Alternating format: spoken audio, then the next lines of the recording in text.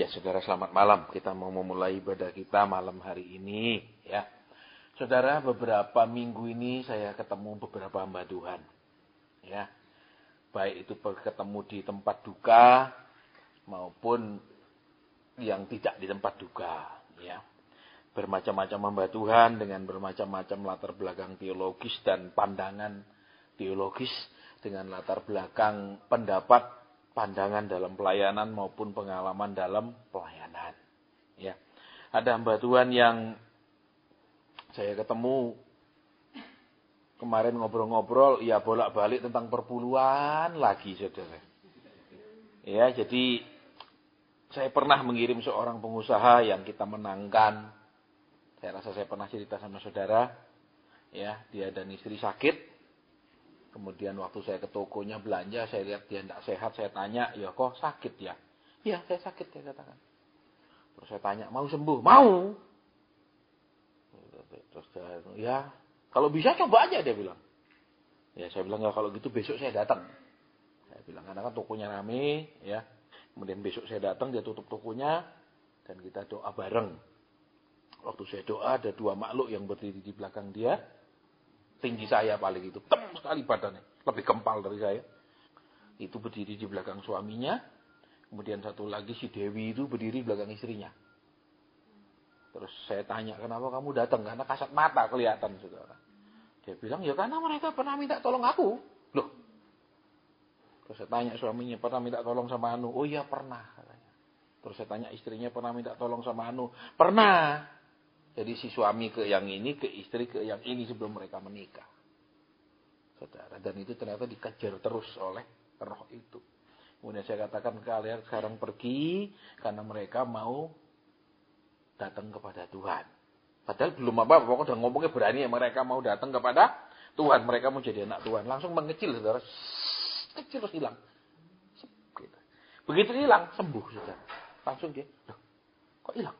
Kok hilang sakitku? Ya di tulang belakangnya, saudara. Kok hilang? Terus dia tanya, terus ke apa? Gimana sekarang? Dia bilang, ya saya bilang yang sudah disembuhkan Tuhan Yesus, saya ke gereja. Gereja mana?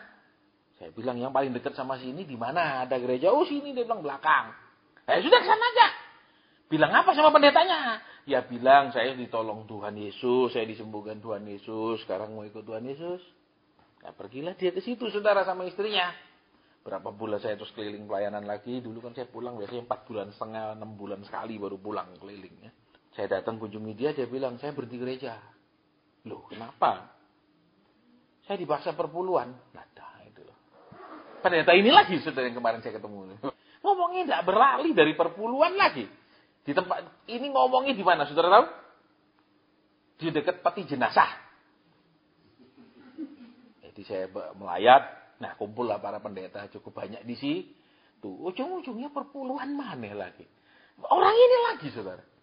Sampai saya bilang, puluhan tahun kok otaknya tetap sama. Ya, perpuluhan ya, saudara. Ya, ini makanya ya sudah, ini yang ketemu. Tapi kita nggak bahas yang ini, saudara. Ya. Terus ada satu lagi, juga hamba Tuhan. Ya, dulu saya sudah di kaum muda, dia masih SD. Ya, kita sering ke rumah papanya kalau Natalan itu karena papanya itu bikin kacang enak epol. Sampai hari ini, saudara, kacang saudara bilang enak yang mana? Tidak aja saya enak bapaknya buat, tapi bapaknya sudah meninggal. Jadi kita Natalan itu khusus karena kacangnya luar biasa. Jadi punya jadwal tetap, mesti Natal ke rumah karena kacangnya istimewa. Nah, anaknya dia, saudara, sekarang sudah mengajar S2 teologi. Tapi sayangnya rambutnya habis sudah. Ini habis karena sudah mengajar di S2 teologi, saudara. Jadi dia mengajar, dia ngajar di S2, berarti dia sudah S-Piro. Tapi rambutnya wis entek kabeh. Ya, itu saya ketemu dia, ini bersih sudah rambutnya. Padahal dia jauh lebih muda dari saya karena belajar terus, ya. Terus kami ngobrol-ngobrol, saudara. Karena kan ya saya pernah saksikan sama saudara juga dulu rasanya. Ketika Tuhan panggil saya, kamu harus jadi hambaku, saya bilang, Tuhan, nek suruh saya sekolah Alkitab atau sekolah teologi, tidak usah. Begini, saudara, saya bukan sombong tidak mau sekolah Alkitab atau sekolah teologi. Saudara bisa bedakan sekolah Alkitab dan teologi. Sekolah Alkitab tidak ada gelar. Biar sekolah 4 tahun, tidak ada gelar. Sekolah teologi punya gelar STH. Itu bedanya. Seperti, kenapa saya tidak mau, saudara? Ya, jadi latar belakangnya gini. Kan di kota kami hidup, itu tidak banyak gereja. Antar kami sesama Kristen dengan gereja lain itu no problem. Yang problem adalah antar pemimpin. Itu masalahnya, saudara. Misalnya, di gereja anu ada KKR. Nanti kita ketahui dari teman kita di gereja sana, datang gerejaku ada pendeta datang. Karunia kesembuhan misalnya. Ya dah. Tapi nanti di gereja tidak akan diumumkan bahwa ada undangan. Itu undangan akan langsung dimasukkan ke, ya entah kemana dibuang, saudara. Jadi gereja dengan gereja itu hanya kumpul waktu Natal. Natal bersama dengan nyanyi, dalam Yesus kita bersaudara. Kita cuma sementara, cuma hari itu kita bersaudara detik itu. Sisanya kita musuhan. Jadi di situ saudara, ya perpecahan melulu. Terus seringkali saya dengar sendiri mimbar itu dipakai untuk menggantemi gereja lain punya kegiatan. Contoh, gereja lain undang pendeta pelepasan. Ya, nanti gereja lain yang tidak senang jemaatnya ke sana langsung ngomong. Gereja dibikin kotor, apa bikin ibadah muntah-muntah di gereja. Loh. Ini benar-benar seperti itu. Saya makanya waktu Tuhan bilang, kamu jadi hambaku. Saya bilang, kalau suruh saya sekolah Alkitab sama sekolah teologi, tidak usah. Bukan karena saya sok pinter, tidak saudara. Karena kalau saya disuruh terus saya akan khotbah seperti mereka. Mending tidak usah Tuhan. Saya akan pakai mimbar itu untuk cuma nyurahkan isi hati saya, tidak senangnya saya, komentarnya sama gereja sebelah itu. Terus selalu kalau di mana-mana kita akan dengar, saudara harus tertanam. Tapi dia buka gereja, bukan cari jiwa baru, tapi cari seret jiwa gereja lain, tapi ngajarnya tertanam. Itu jadi. Saya pun makanya saudara tahu, saya keluar dari Fakultas Hukum dengan IP hampir sempurna. Kita belajar ilmu hukum. Praktek hukum itu, coba kita belajar. Kita tidak bisa melawan hati nurani, kita tidak sukses. Gampang aja, mau benar jadi salah, salah jadi benar. Saya bilang, wah kalau saya belajar ini, kita teorinya kita belajar, terus di ilmu hukum pun ada asas-asas hukum, saudara, yang membuat orang salah bisa bebas. Ya, salah satunya namanya asas oportunitas. Salah satu oportunitas artinya, kalau orang ini ditangkap, kalau orang ini dihukum, akan menimbulkan chaos, kekacauan, dan lain-lain. Sehingga orangnya akan dibebaskan, sekalipun dia salah. Terus saya bilang, saya terus belajar ini ngapain? Kalau belajar gini. Ya saya keluar, saudara. Padahal sisa semesternya sudah dikit sekali SKS saya. Ya, jadi saya bilang, Tuhan kalau suruh saya sekolah Alkitab, enggak sudah. Saya bilang, saya mau yang murni dari engkau, bukan dari sinode A, sinode B, sinode C. Karena kan jujur, saudara. Sinode ini ngajarkan begini ini. Sinode B ngajarkan begini, dan banyak sekali bertolak belakang satu sama lain dengan sangat keras. Contoh pelayaran pelepasan. Di gereja saya tidak terima pelayaran pelepasan. Dia bilang apa? Loh kamu sudah jadi milik Kristus, tidak bisa lagi setan dalam kamu. Dalam prakteknya saya banyak melayani orang-orang pelepasan. Saya jadi, loh berarti ini tidak benar ini teologinya. Tidak benar doktrinnya, tidak benar dogmanya. Terus saudara tentang bahasa roh. Kan zaman sekarang itu diajarkan apa? Seperti misalnya kalau saudara cari kerja, ya diajar apa? Misalnya sudah lahir baru, dalam arti sudah dibaptis Roh Kudus. Dianggap itu kalau bisa bahasa roh berarti dibaptis Roh Kudus. Kalau saudara baca, ya Yusuf kapan bisa bahasa roh? Pernah saudara baca Yusuf bahasa roh? Daniel yang begitu penuh roh pernah berbahasa roh? Tidak pernah. Daniel begitu urapan roh di kudus di dalam dia begitu dahsyat. Dia mengartikan mimpi, betul? Bahkan kalau saudara lihat, kalau si Yusuf, si Firaun cerita dulu, baru Yusuf kasih pengertian. Kalau si Daniel, Nebukadnezar tidak perlu cerita, dia bilang, Tuanku mimpinya kayak gini. Loh, mereka pernah berbahasa roh? Tidak pernah. Tetapi mereka ada Roh Kudus. Nah zaman sekarang orang berbahasa, mari saudara kita menyembah dalam roh, tapi kelakuannya, terus hikmatnya, tidak jelas. Nah tapi di doktrin mengatakan, kita kalau buktinya orang itu dipenuhi Roh Kudus, harus berbahasa roh. Nah, Tapi coba saudara lihat Daniel ya. Nabi-nabi zaman dulu bahasa roh enggak? Enggak. Tapi mereka dipenuhi Roh Kudus. Terus doktrin yang mana yang mau diikuti? Saudara, makanya saya bilang Tuhan kalau saya disuruh sekolah enggak. Mau ajar saya ajar langsung. Kalau suruh orang lain ngajar saya mau. Bukan karena sombong loh saudara, saya bilang sekali lagi bukan ya. Karena saya enggak mau saudara jadi biang perpecahan dalam arti ya karena saya punya kepentingan untuk mempertahankan organisasi saya. Saya tidak mau jemaat saya ikut ke sana, nanti kecantol. Jadi saya terus akan ngalangi mereka, jangan keluar. Jangan ikut ibadah sekalipun ke sana, jangan berkunjung. Pokoknya terus dibegitukan, saudara. Ya, dan itu tidak fair. Makanya saya bilang sama Tuhan, jangan Tuhan. Pokok kalau suruh sekolah kitab, tidak usah, sudah saya bilang. Suruh orang lain jadi hamba. Dan ternyata diajar Tuhan itu, naipol, saudara. Saudara harus banyak tarik napas panjang. Itu kalau diajar itu saudara. Bukan diajar saudara. Dihajar saudara. Saya ngobrol-ngobrol sama dia. Ya. Kan selama ini karena dia sudah ngajar di S2 teologi. Di bayangan saya. Farisi ini pasti. Pasti ngomong ayatnya ngelotok tapi pelaksanaan enggak. Ngobrol. Ternyata kita sama, saudara. Samanya apa? Nyampaikan firman Tuhan dengan resiko. Dia cerita, dia mengembalakan jemaat cukup besar. Terus dia juga mengajar di S2 teologi. Gerejanya setiap bulan minus. Kotaknya ditaruh di depan situ, saudara. Tidak diedar-edarkan. Kalau diedarkan, orang yang tidak mau kasih pun mesti masukkan. Kalau taruh di depan, kadang kan orang enggak pura-pura enggak lihat, datang enggak pura-pura enggak lihat, pulang pura-pura enggak lihat, sehingga kotak itu seringkali kosong. Dia cerita sampai hari ini kita minus, dia bilang. Oke, wah ini lumayan berarti. Oke lah, terus ngomong lagi, berapa jam kami ngobrol di situ. Saudara, kami punya persepsi yang sama, yaitu Tuhannya orang Kristen itu adalah Doraemon.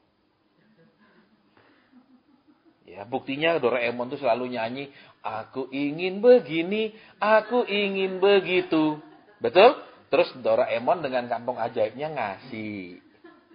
Betul? Jadi Tuhannya orang Kristen selama ini yang diajarkan di mana-mana itu adalah Doraemon. Mau apa? Mau mobil? Oh, aku ingin mobil, aku ingin. Nah, nanti itu Doraemon dengan kantong ajaibnya bisa mengadakannya. Terus Doraemon punya pintu kemana saja. Betul, Nobita mau, Doraemon bisa buka. Betul? Betul, Doraemon tidak bilang, tidak boleh ke sini. Doraemon akan nurut terus. Ya, betul? Terus kita ngomong tentang doktrin, saudara. Ya, ngomong tentang dogma. Tentang apa? Kan kalau saudara baca, banyak saya dari SMA itu sudah punya buku-buku teologi yang berat-berat, saudara. Saya kalau lihat buku tipis, tidak saya beli. Saya paling suka buku tebel. Ya, minimal segini-gini tebel kalau saya baca. Baru bermutu. Kalau tipis-tipis, tidak ada mutunya, saudara. Kita ngomong-ngomong, karena kan kalau orang teologi itu mesti sudah ikut aliran. Alirannya Calvin, ikut aliran Luther, itu pandangan-pandangannya. Saya ngomong, saya dengar dulu ini maunya aliran mana. Ternyata dia ngomongnya apa? Aku tidak aliran mana-mana, dia bilang. Aku adalah aku. Aku tidak ikut manapun, pokoknya firman Tuhan. Benar. Karena akan terbawa, saudara. Seperti misalnya saudara ikut karate, ya saudara pakai jurus karate, tidak mungkin pakai jurus silat. Saudara ikut silat, saudara akan pakai jurus silat, tidak mungkin pakai karate. Seperti itu, saudara. Ngobrol-ngobrol, akhirnya ya ketemu, saudara, bahwa luar biasa. Ternyata dia sekolah sampai bisa ngajar di S2 teologi, tapi ya masih murni, saudara, sampai hari ini.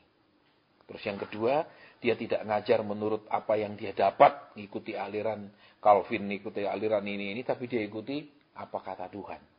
Gitu. Ya, dan yang ketiga saya dengar ya itu, dia berani hidup dari iman, taruh kotak persembahan depan pintu. Itu bedanya. Saudara, jarang ketemu orang yang berani taruh depan pintu. Adapun kalau ditaruh depan pintu, tiap kali diingatkan, bahkan berkali-kali. Betul, nanti kalau saudara pulang tolongnya di depan. Nanti tolong di depan, selalu diulang. Betul? Iya, silakan. Selalu diulang. Kenapa? Karena satu, tidak percaya Tuhan pelihara. Yang kedua, tidak puas dengan jumlah yang Tuhan beri. Jadi harus berbau nuntut sedikit. Gitu loh, saudara. Bisa ditangkap maksudnya? Lah kalau taruh situ aja kan berarti kan tergantung Tuhan. Betul? Tapi kalau nginget-nginget no kan berarti maksa sedikit untuk naruh sana. Sudah ngimani sih naruh di pintu. Tapi nginget-nginget no terus supaya tolong isi yang di pintu itu. Nah itu berarti kan maksa halus, amen. Gitu. Iya kan? Ya saya bilang ya lumayan. Saya bilang. Terus kita ngobrol-ngobrol ternyata sama. Kenapa? Kita sama-sama stres ya. Iya. Kenapa stres? Kita ngelayani orang-orang yang tidak mau nurut tuh. Iya, ya bodoh. Kalau ketemu teman senasib tuh lego, saudara. Ternyata ada yang senasib. Tapi kalau ketemu orang yang tidak senasib, pasti kecewa, saudara. Dia kok gini Tuhan, kok tidak enak. Aku sendiri, kayak siapa? Ingat saudara, waktu Elia bilang, sisa aku sendiri. Tuhan bilang, 7.000 masih kamu tidak kenal, kamu tidak tahu yang masih 7.000 itu, amin. Dia merasa seorang. Nah itu bahayanya kalau kita merasa seorang diri, saudara. Ya, terus saya ketemu Mbak Tuhan lagi. Nah panjang ceritanya minggu-minggu kemarin-kemarin saya banyak ketemu Mbak Tuhan, saudara. Ya, jadi kita ngomong-ngomong banyak, ya. Terus ada Mbak Tuhan yang ya mengecewakan. Saudara. Emang dari awal saya ketemu sudah hati saya tidak serak banget sama orang ini, saudara. Ya, cuman ya kan sopan santun kita tidak boleh nunjukkan di wajah. Kalau dia tidak salah sama kita, kenapa kita musuhi, kan gitu. Tapi dia tidak serak di sini, saudara. Dari awal saudara apa, saya tidak simpati. Ya. Karena belakang-belakang baru saya dengar. Motivasi pelayanannya cuma duit. Jadi kalau saya melayani di sana, satu hari saya dapat sekian. Satu hari saya dapat sekian. Loh, ngomongnya cuma gitu ya. Ini hamba Tuhan loh, saudara. Ngomongnya cuma, kalau saya pelayanan sana dapat sekian sehari. Pelayanan sana dapat sekian. Loh, ini kamu ini pelayanan panggilan atau pelayanan pekerjaan? Nek panggilan jiwa, jangankan seorang yang hamba Tuhan, seorang yang misalnya seorang yang panggilan jiwa jadi dokter, ya, dia pasti sama pasien itu tidak hitung-hitungan, saudara. Saudara. Ya, tapi kalau memang wah aku supaya kalau jadi dokter supaya jadi kaya, nanti aku terkenal heboh jadi banyak uang. Nah, itu beda, saudara. Walaupun pekerjaannya sama, motivasi melakukan pekerjaannya berbeda. Jadi ngomongnya cuma apa? Duit kalau sana dapat segini, kalau sana dapat segini, kalau sini dapat segini. Jadi aku ya ke sana. Loh. Saya sampai astaga, gitu loh, saudara. Jadi pikirannya cuma aku melayani, aku dapat segini di sana, aku dapat segini di situ. Jadi aku ke situ. Kenapa? Di situ dapatnya banyak. Makanya, saya bilang bener. Makanya dari awal aku ketemu orang tidak serak banget hatiku. Ya macam-macam, saudara. Makanya tidak mudah. Ya, kemudian saya ngobrol sama seorang hamba Tuhan, seorang gembala juga. Ya, jadi bulan kemarin saya banyak ketemu para gembala. Ya, tiba-tiba Tuhan bilang dia ngempet. Saya bilang maaf ya Pak, Bapak lagi ngempet. Ngempet apa? Ya, mungkin kesel Pak, mungkin apa. Iya, saya kecewa. Saya kecewa.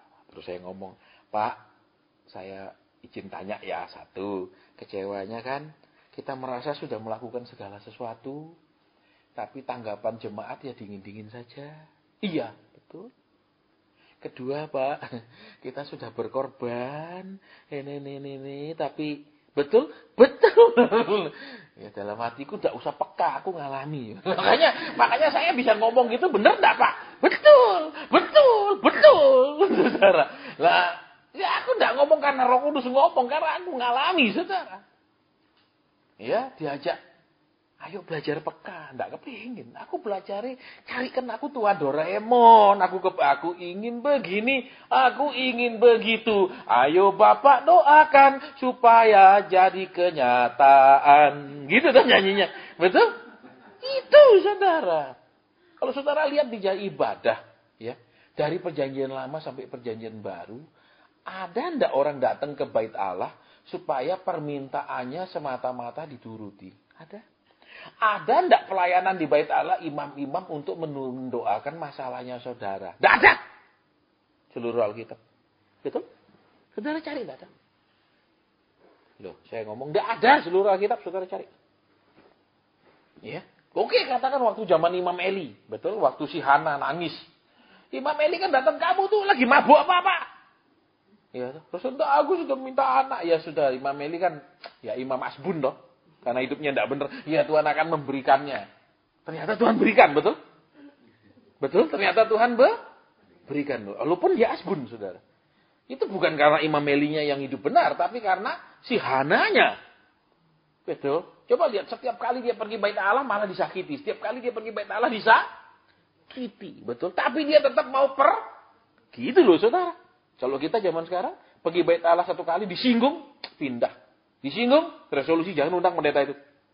Betul. Tapi kalau saudara lihat si Hana, Alkitab bilang setiap kali mereka pergi ke bait Allah, madunya menyakiti dia. Coba bayangkan. Setiap pergi malah disakiti, setiap pergi malah disakiti. Tapi dia tetap pergi loh, itu ajaibnya saudara. Kalau kita, ya jalan, tidak usah pergi, amin. Setiap doa tidak ada jawaban, sudah tidak perlu doa, amin. Loh gitu. Kalau saudara lihat istimewanya si Hana itu seperti itu. Ya kan, dia tetap pergi, dia tetap pergi, dia tetap pergi. Ya kan? Jadi, yuk kita kembali makanya. Ya banyak saudara ya, belum lagi saya cerita yang lain-lain ini. Jadi bulan-bulan bertemu dengan banyak kebala. Saudara. Dia bilang iya, terus saya bilang, Pak, kecewa juga kan kadang-kadang kita rasa kita sudah melakukan segala sesuatu. Kita sudah berkorban habis-habisan. Dan tidak ada orang peduli. Iya. Mungkin dia pikir, wah peka banget. Asem nih. Nggak peka, aku ngalami juga. Jadi aku ngomong nek kamu sampean niku kecewa, pasti sebabnya gini. Udah jelas kok. Itu saudara. Itu bisa didogmakan kok saudara ya. Bisa didoktrinkan itu. 100% akurat. Saudara.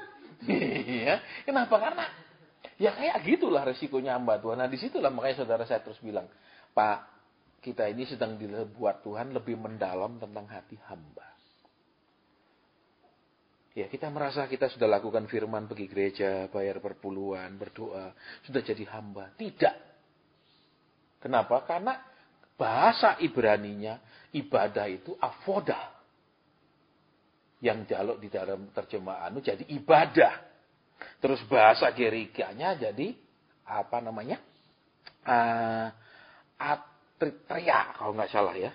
Artinya apa, saudara? Menyerahkan diri kepada Tuhan untuk menjadi hamba. Itu arti hurufiah dari ibadah. Kita lihat yang dimaksudkan ibadah oleh orang Kristen zaman sekarang apa? Pergi gereja, kasih sedikit, dapat banyak. Betul? Nabur, dikembalikan, itu nama ibadah. Betul? Padahal arti ibadah, avodah itu, saudara, menjadikan diri menjadi hamba. Jadi datang untuk apa? Menjadi hamba. Ini aku, apa perintahmu, apa maumu. Kalau kita dirubah sekarang di gereja, apa masalahmu? Maju ke depan, ada tim yang peka untuk mendoakan. Maju ke depan. Ada hamba Tuhan yang diurapi, punya hotline ke surga, pasti terjawab. Wih. Kalau zaman sekarang ibadah, saudara punya uang, bawa sini, nanti Tuhan lipat gandakan. Itu jadi api. Itu apa gitu loh. Bahasa Gerikanya pun sama artinya. Datang untuk menjadi hamba. Nah zaman sekarang sudah lihat tempat ibadah jadi kenapa ya? Persis Doraemon, aku ingin begini, aku ingin begitu, itu kan? Tolong doakan supaya dijawab, amin. Gitu loh. Makanya tempat-tempat yang paling suka melayani seperti itu pasti full. Betul? Kenapa? Ketika kita dijanjikan bahwa di sini akan ada terobosan, akan ada percepatan. Kemarin ada jemaat yang baru nikah 3 bulan lalu sudah melahirkan. Normal. Ya.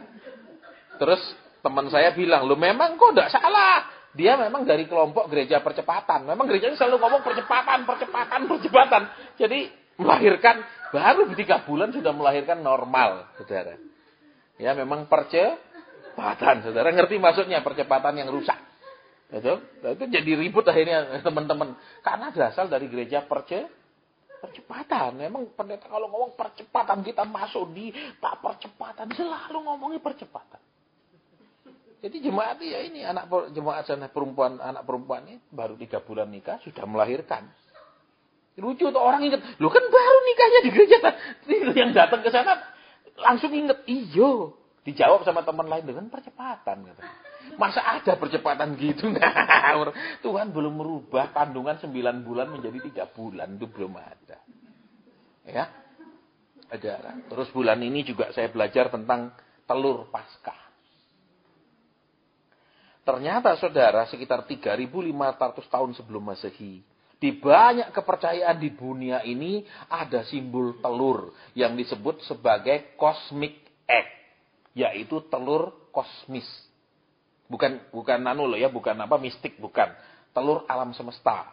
Jadi ada sebuah pengajaran zaman kuno yang mengatakan bahwa alam semesta ini berasal dari telur. Makanya di situ sekarang saya mengerti, saudara, jangan mulai tahun depan pakai telur Paskah. Kalau nggak salah History Channel ya. Itu disebut kita hampir 2 jam itu. Tentang telur itu. Jadi di budaya ini ditemukan telur. Di budaya ini, dan mereka buat dari batu, saudara. Ya, mereka buat dari batu. Itu 3.500 tahun yang lalu ditemukan, sekarang itu tersimpan di, kalau nggak salah di Portugal. Sayang saya nggak sempat ke situ. Ya, telur itu disimpan di situ salah satunya. Kok semua budaya di dunia ini ada simbol telur. Jadi itu berasal dari budaya purba, bukan dari firman Tuhan. Karena mereka percaya seluruh alam semesta ini berasal dari telur.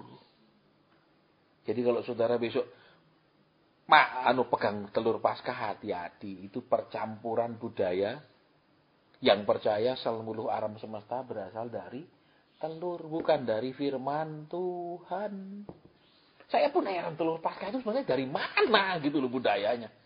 Ya, pas saya nonton dibahas detail, dia tidak, itu bukan loh. Discovery Channel itu bukan channel agama, saudara. Itu channel ilmu pengetahuan. Di situ profesor ngomong, ya, di budaya ini, semua simbolnya telur. Termasuk budaya Mesir purba, di gambar-gambar hieroglif itu ada telur. Karena dianggap itu sebagai awal kehidupan, semuanya mulai dari telur. Jadi alam semesta ini adanya dari telur. Aneh toh? Tidak benar toh? Dari firman. Ya, jadi kita mesti hati-hati kalau kita campur-campur tidak karu-karuan, saudara. Karena telur itu dianggap sebagai sesuatu simbol hidup baru. Karena keluar dari telur itu sebuah kehidupan. Bukan dari telur kita ini, saudara. Kita dilahirkan oleh roh, bukan oleh telur. Saudara, saya bilang, astaga Tuhan, selama ini kita pakai telur Paskah. Ternyata itu kepercayaan purba. Alam semesta ini dari telur. Gitu, saudara. Ya, terus diambil oleh kepercayaan Kristen. Ini hati-hati, ya. Kita masih banyak berubah, banyak tahu supaya tidak ngawur-ngawur. Ya, memang Tuhan tidak tegur sih. Ya, tapi ini asalnya kok jadi dari alam semesta, dari telur, ngawur. Ya, baik. Jadi sekarang kita mau berdoa, ya. Ya, 5 bulan ini luar biasa, saudara. Banyak perkara. Ya, luar biasa. Ya, makanya sekarang yuk, saudara sama saya, itu ibadah atau cari Tuhan Doraemon? Avoda. Datang untuk menjadikan diri hamba. Jadi tiap datang itu untuk apa? Menerima perintah kalau hamba, menerima teguran, itu hamba toh? Betul. Dimarah-marahi, betul. Kalau hamba itu kan gitu, dipanggil bosnya, entah diberkati, entah dispisui, betul. Loh, itu tuh kalau hamba. Betul apa enggak? Itu kerjaannya seharusnya. Kata avodah itu. Terus apa? Lateria, bahasa Gerikanya, artinya sama. Datang untuk menjadikan diri hamba. Tapi zaman sekarang orang ibadah datang, mari saudara, engkau punya masalah apa? Sini maju. Kau pengen rumah, saya doakan. Tuhan akan memberikan kepadamu. Loh, itu avodah kan? Tidak. Makanya waktu saya ngomong sama teman ini, dia bilang, iya ya, stres ya. Iya memang saudara. Iya. Makanya saya bilang, ini persekutuan tidak bisa banyak. Saya ngomong terus terang. Orang yang mau sampai level benar-benar nurut. Karena nurut akan terus disuruh nurut. Bukan nurut diberkati. Enggak. Saya mau beritahu saudara. Nurut.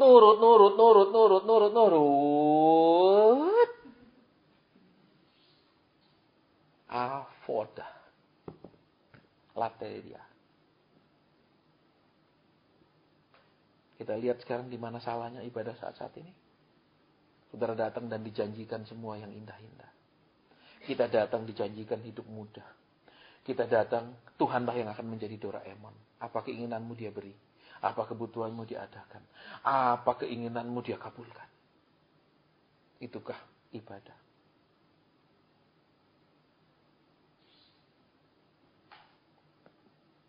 Saya tidak tahu saudara. Ya. Bulan ini saya akan banyak menyampaikan apa-apa yang Tuhan suruh saya.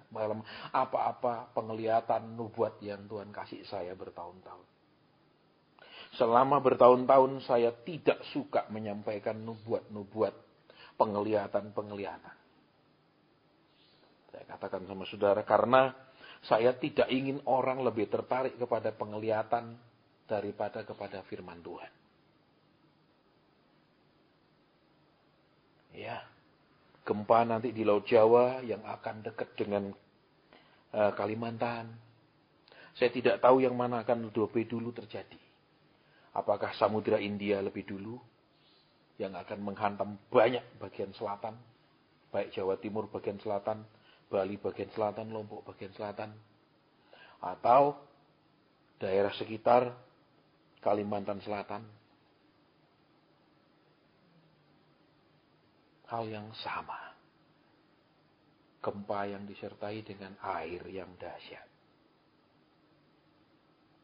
Tapi nanti akan saya sampaikan banyak. Ya. Nggak tahu tiba-tiba ketika saya lihat gunung itu kemarin meletus, saya bilang saya mau bicara. Ya.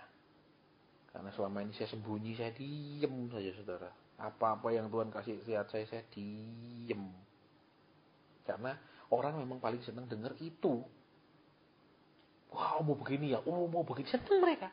Tapi kehendak Tuhan besok mereka harus apa, tidak senang. Mereka harus bagaimana, tidak senang mereka.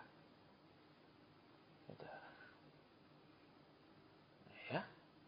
Jadi, kan Tuhan bilang, hukuman jalan mesti awalnya dari rumah Tuhan.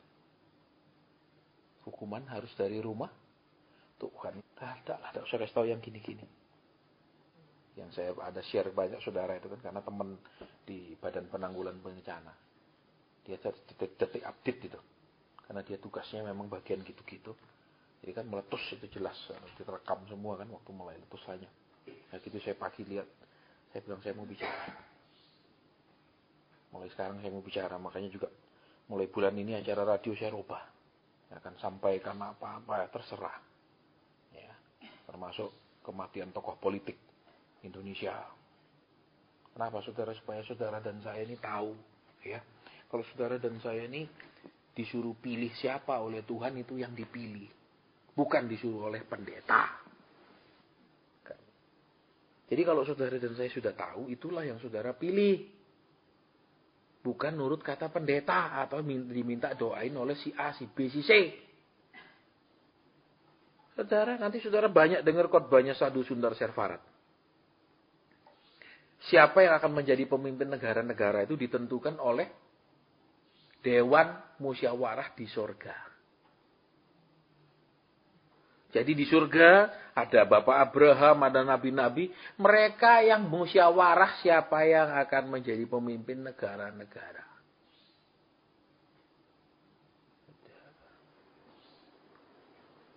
Ya.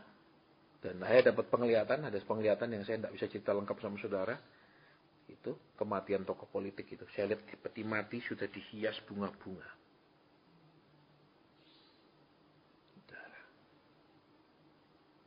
Ya. Jadi gimana? Ya jadi orang Kristen ini nurut kata Tuhan. Ojo nurut yang bukan kata Tuhan.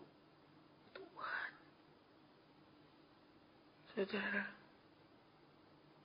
Ya jangan pokoknya kita dibayar, kita doa. Kita dianu, enggak ada, saudara. Saya enggak pernah. Ya, jadi ya saya sayang, tapi ya kayak gitulah, saudara. Kalau ngomong kita salah. Ya, tapi mulai kemarin saya lihat Gunung Agung itu saya sudah enggak bisa. Saya bilang aku mau ngomong. Ya, terserah kalian mau seneng enggak seneng, saya bilang mereka itu mau apa, saya mau ngomong. Supaya mereka tahu negara ini diatur Tuhan. Tuhan yang menentukan siapa jadi pemimpin di negara ini, Tuhan. Saudara. Gitu. Ya, kita mau sepakat dengan Tuhan. Saudara. Kalau Tuhan pilih dia, kita tidak sepakat, hati. Ya, dan sekarang kalau sudah lihat Amerika, tidak ada presiden yang begitu ditentang habis-habisan seperti Trump. Betul? Karena sebelum dia dipilih, Sadu sudah ngomong. Trump akan jadi presiden, tetapi selama pemerintahannya dia akan digoncang terus untuk diturunkan. Kalau sampai mereka berhasil menurunkan dia, maka negara Amerika akan terbelah menjadi dua negara. Itu sudah lama ngomong. Makanya saudara dengar nabi yang benar, ojo dengar nabi-nabian.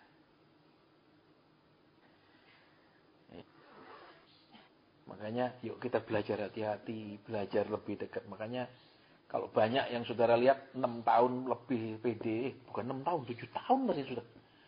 Semarang sudah 6 tahun. PD sini lebih lama. Ya, hampir 8 rasanya. Ya. Semarang 6 tahun lebih. Saudara lihat yang datang silih berganti. Kenapa? Mereka hanya datang mungkin dengan taat sedikit, terima banyak. Taat sedikit, terima bonus. Lakukan sedikit, dijawab. Lakukan sedikit, ditolong. Saudara, Tuhan akan terus membawa saudara dan saya sampai benar-benar menjadi hamba seperti yang Dia mau. Hamba yang Dia mau. Tepat duduk di belakang saya di pesawat, 2 orang teman saya sekolah. Mereka tidak lihat saya duduk di depan mereka karena saya lebih dulu datang. Dan waktu mereka datang pun lagi desak-desakan naik pesawat. Jadi mereka tidak lihat saya di depan mereka. Tepat satu bangku selisih. Saya lihat mereka karena saya ada depan. Mereka tidak lihat saya karena desak-desakan begitu banyak. Pesawat penuh. Dia langsung duduk belakang. Selama penerbangan ngomongnya cuma beli tanah sana, beli tanah sana, beli tanah sana, beli tanah sana, beli tanah sana. Ngomongnya tanah. Sudah ngomong sama si ini mau beli, udah cek sama ini, sudah cek sama apa? Ke sana mau beli, pokok ngomong tanah kok. Saya duduk, saya bilang terima kasih Tuhan. Terima kasih Roh Kudus. Kau sudah bawa saya sejauh ini. Saya dengar begini tidak sakit. Terima kasih, saya dengar gini tidak sakit. Kenapa? Ini orang-orang kaya loh, saudara. Yang beli tanah, ngomong tanah tuh. Saudara, kawasan wisata sana, kawasan wisata sini, kawasan teman saya sekelas. Ya, SD, SMP. Saya bilang terima kasih Tuhan. Terima kasih Roh Kudus. Saya dengar gini terus tidak tanya, terus aku apa Tuhan? Terima kasih Tuhan. Aku tidak sakit dengar yang begini. Sudah turun dengan damai, nyaman. Kalau tidak, aku sudah meninggalkan semua. Betul? Ditawari kerja di Perancis. Megang harta kekayaan bapak angkatku. Tidak boleh. Aku nurut. Ya toh? Ya toh, nurut aku. Ya toh? Hasilnya apa? Gitu loh. Ya toh? Saya bilang terima kasih Tuhan. Kau didik saya sejauh ini, saya tidak sakit. Ngomongnya. Pas belakang saya sebenarnya tidak tahu saya di karena desak-desakan dia langsung duduk, tidak lihat saya. Teman sekelas. Terima kasih, aku tidak sakit hati. Hamba. Semakin dalam, semakin lebih paham tentang hati hamba. Memang saya tidak katakan setiap hari saya kuat. Kadang istri saya bilang, kenapa sih napasnya gitu?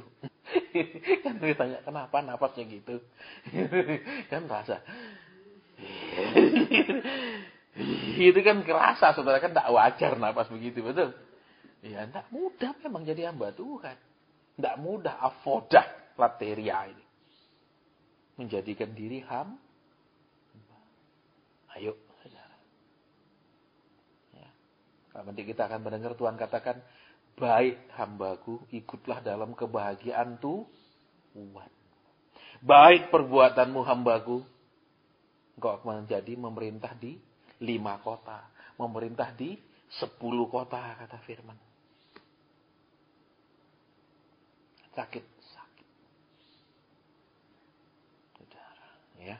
Makanya saudara lihat 8 tahun berubah terus, betul? Kenapa? Karena ya itulah. Ya. Mereka tidak suka, saudara, mengerti ibadah yang sejati itu yang kayak apa. Maunya ya yang tidak populer, datang diberkati, datang didoakan, datang diimpartasi. Tidak menjadi hamba. Sakit. Banyak berkorban, sangat banyak berkorban. Banyak tekanan, ya. Rasul Paulus sendiri bilang kan, kami dihempas, kami dianiaya, kami ditekan, kami ditindas. Betul? Sudah pernah baca itu? Betul? Terus kalau kami diberkati, kami diangkat, kami dipromosikan. Di ayat yang mana bunyinya seperti itu? Ya, jadi tidak tahu lah, karena Gunung Agung ini jadi saya sekarang mau frontal. Kita akan ngomong terang-terangan.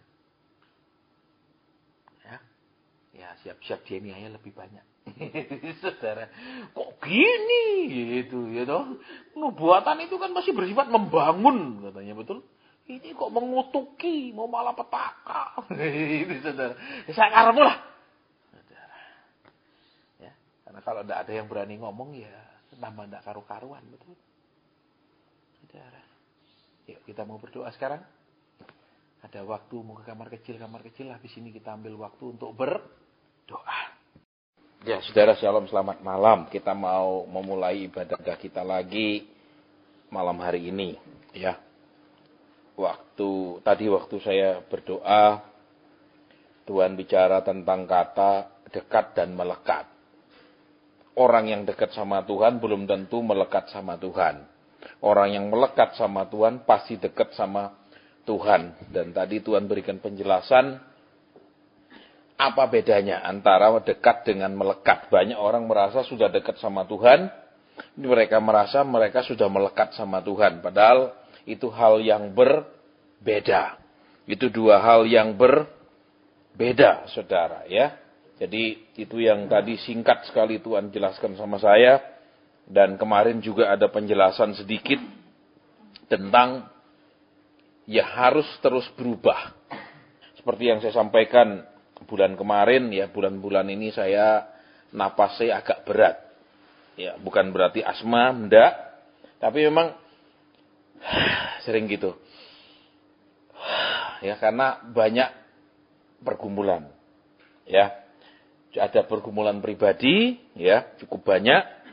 Kemudian juga ada pergumulan ya, untuk orang lain yang juga berat, saudara. Ya, seperti contohnya kemarin ada teman yang hubungi saya, dia katakan saya sudah pindah dari rumah kontrakan ke tempat kos karena tidak bisa bayar kontrak, jadi sekarang tinggal di tempat kos, saudara. Ya, dia suaminya adalah teman baik saya, tapi sudah meninggal. Kemudian mereka ini punya anak 4, 2 meninggal, saudara.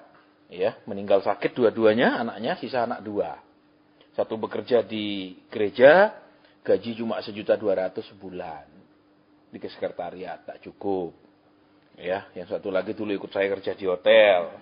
Ya, juga berhenti karena ditarik sama ya omnya ke Jakarta. Sampai di Jakarta ternyata terlantar. Diterlantarkan begitu saja, saudara. Jadi dia hubungi saya, Ya Tuhan gimana? Saya katakan, nek saya masih jadi manajer hotel gampang, tinggal saya tarik kerja sudah gampang toh, banyak posisi. Jadi apa di hotel gampang. Ini ya sudah saya tidak kerja lagi, saudara mau kerja sih dia kerja di mana? Ya, terus posisi sekarang tinggal di rumah kos, saudara, ibu dan 2 anak laki, karena 1 anak laki dan 1 anak perempuan sudah meninggal, saudara, ketika masih muda. Ya, itu jadi kadang Tuhan, orang banyak butuh pertolongan, tidak bisa nolong. Ya, kemudian ada lagi orang-orang lain yang memang butuh, saudara, memang butuh, ya. Tapi juga kita, piye Tuhan, aku tidak seperti dulu bisa nolong, nek masih punya posisi, gampang, saudara. Ya udah kamu masuk ikut aku, gampang. Ya, nah sekarang suruh ikut apa? Bingung. Ikut pelayanan, dia tanya jadi apa? Ya, pernah saya punya staf di restoran, terus kerja di kapal pesiar, pulang terus ngubungi saya. Terus saya tanya dia, kamu jadi apa sekarang? Enggak tahu Pak, sekarang baru pulang saya kerja kapal pesiar. Terus rencanamu apa? Enggak tahu. Saya bilang ikut saya yuk. Pelayanan. Jadi apa saya? Katanya bingung. Gitu. Ya. Jadi bulan-bulan ini banyak napasnya sesak. Kenapa? Kok banyak sekali orang susah dan kita seperti tidak bisa kasih solusi, saudara. Ya. Itu yang Tuhan orang susah. Tuhan susah, ya. Terus saya juga kadang kalau salah posisi tidur itu batu empedunya nyumbat ke kantung empedu, enggak enak lagi, saudara. Ya, saya sudah doa, Tuhan ini operasi apa engkau sembuhkan, belum dijawab. Ya kan operasinya sekarang kan gampang, dibuat lubang kecil 3. Jadi tidak dibeleh sampai 12 cm itu, enggak. Tapi kecil-kecil lubangnya, 3 lubang aja itu dikeluarkan dari situ. Itu sebentar aja operasinya. Cuman Tuhan belum jawab, saudara. Dulu memang Tuhan sudah hilangkan batu empedu itu dengan cara yang ajaib bersih. Ya, tapi dokter spesialis dalam itu pernah ngomong, kalau sudah banyak batu empedu, berarti di liver itu sudah juga banyak batunya. Tinggal ini bersih, nanti yang di liver turun ke empedu. Dia katakan, jadi itu memang. Nah, terus Tuhan kok enggak ada jawaban, saudara. Ya enggak enak, saudara, kalau tahu namanya sakit kantung empedu itu kok udah kumat, keringat dingin, wah, sakitnya minta ampun. Ya, kemudian ada banyak hal lagi, saudara, yang rasanya gitu, saudara. Ya, rasanya sampai berapa hari lalu, saudara, di satu titik saya bilang begini sama Tuhan, Tuhan, ini sudah 28 tahun loh Tuhan. Ya. Abraham 25 tahun dapat Ishak loh Tuhan. Aku 28 tahun ini Tuhan. Ya, terus sampai ngomong gini, Tuhan, kok hidup ini terus disuruh ngimani ya? Ya, dan ini 28 tahun loh saudara, ngimani 20. Sampai saya bilang, apa ini terus kita disuruh hidup di dalam fantasi? Iya toh, memang sih saudara, janji Tuhan luar biasa. Ya, dalam hidup saya banyak sekali saudara, kalau saya sebut sama saudara, ya nanti mungkin ada yang kepahitan, kok enak dia terima janji segitu banyaknya. Ya, tapi 28 tahun loh Tuhan, belum satu pun. Ya, saudara, tahun 91, 92 kan Tuhan bilang, kamu nanti pelayanan di Amerika. Loh sampai sekarang saudara, saya belum pernah pelayanan ke Amerika. Ya, dulu memang ada yang undang saya ke Seattle, ada yang undang saya ke New York, tapi ya itu begitu ditegur enggak jadi, saudara. Ya, enggak jadi dah. Itu, saudara. Nah, di situ terus ya saya katakan, Tuhan, kadang napas ini jadi gitu, saudara. Kenapa? Karena satu, ya, yaitu orang hubungi kita, kita piye Tuhan? Ya, kita tidak pada posisi untuk bisa memberikan mereka solusi. Ya, mereka tidak butuh doa, saudara. Ya, mereka butuh entah namanya pekerjaan, entah namanya penghasilan, entah namanya uang. Mereka tidak butuh doa. Ya, karena fakta dari rumah kontrak pindah ke rumah kos. Ya, saudara ya. Itu bisa dibayangkan kan? Barang ditampak tumpuk ndak karu-karuan di satu rumah kos. Terus piye Tuhan? Nah, terus saudara Tuhan ingatkan tentang melekat dan mendekat. Nah, sekarang kita mau lihat tentang dekat. Saudara rajin berdoa, kita dekat sama Tuhan. Kita pergi gereja, semua kegiatan gereja, seakan-akan kita dekat sama Tuhan. Nah, sekarang contohnya begini saudara ya. Kedekatan kita sama Tuhan tidak merubah apapun dalam hidup kita kalau hanya berupa bentuknya kedekatan. Contohnya, ini 2 pohon yang pernah saya lihat ya saudara ya. Yang pernah disambung, dicangkok sambung itu loh. Ya, yaitu kalau satu pohon rambutan yang saya tahu ya, itu yang banyak disambung kalau di daerah kami ya. Jadi cari rambutan yang manis pokoknya. Terus nanti terserah rambutan apa saja punya cabang tinggal disambung. Dan dia nanti ikut dia punya pokok. Itu yang paling banyak. Kedua, mangga, saudara. Yang di daerah kami yang paling banyak. Walaupun banyak pohon lain lagi yang bisa dicangkok. Nah, lihat sekarang, saudara. Ini satu, saudara ya, pohon rambutan biasa. Ya. Yang kedua, kalau di daerah kami namanya pohon rambutan macan. Buahnya besar, bulunya juga lebat, panjang-panjang. Itu isinya kalau saudara gigit, itu terlepas langsung dari bijinya. Sekarang saudara lihat. Sebelahnya pohon rambutan biasa, ditanam dengan jarak yang dekat dengan pohon rambutan macan. Sampai dunia kiamat, pohon rambutan yang satu biasa ini tidak akan pernah menjadi pohon rambutan macan. Betul? Betul. Nah saudara, dekat dengan Tuhan itu tidak merubah banyak hal dalam hidup kita. Karena kita hanya dekat. Makanya Tuhan katakan di firman Tuhan begini. Orang jahat dan orang baik juga menerima air hujan yang sama. Ada pernah dengar ayat itu? Tidak ada misalnya orang jahat, sebelah di rumahnya tidak turun hujan. Di orang yang baik, hujan terus. Itu tandanya, wah ini orangnya sungguh-sungguh sama Tuhan, dapat hujan terus loh. Sebelahnya pas tetangga kering. Tidak kan? Jangan lihat saudara, hujan yang turun, ya, pohon butuh air kan? Diserap, betul. Tapi lihat sekarang, rambutan yang kecut dikasih hujan 100 hari 100 malam, buahnya bisa jadi manis? Enggak bisa. Buahnya akan tetap kecut, betul apa ya? Nah saudara lihat, apapun kebaikan Tuhan, kasih Tuhan, berkat Tuhan, kemurahan Tuhan, pertolongan Tuhan, apapun namanya yang dicurahkan dalam hidup kita, tidak akan merubah karakter kita, tidak akan merubah hati kita, tidak akan mengubah rohani kita, tidak akan merubah motivasi hati kita, tidak akan merubah perbuatan kita.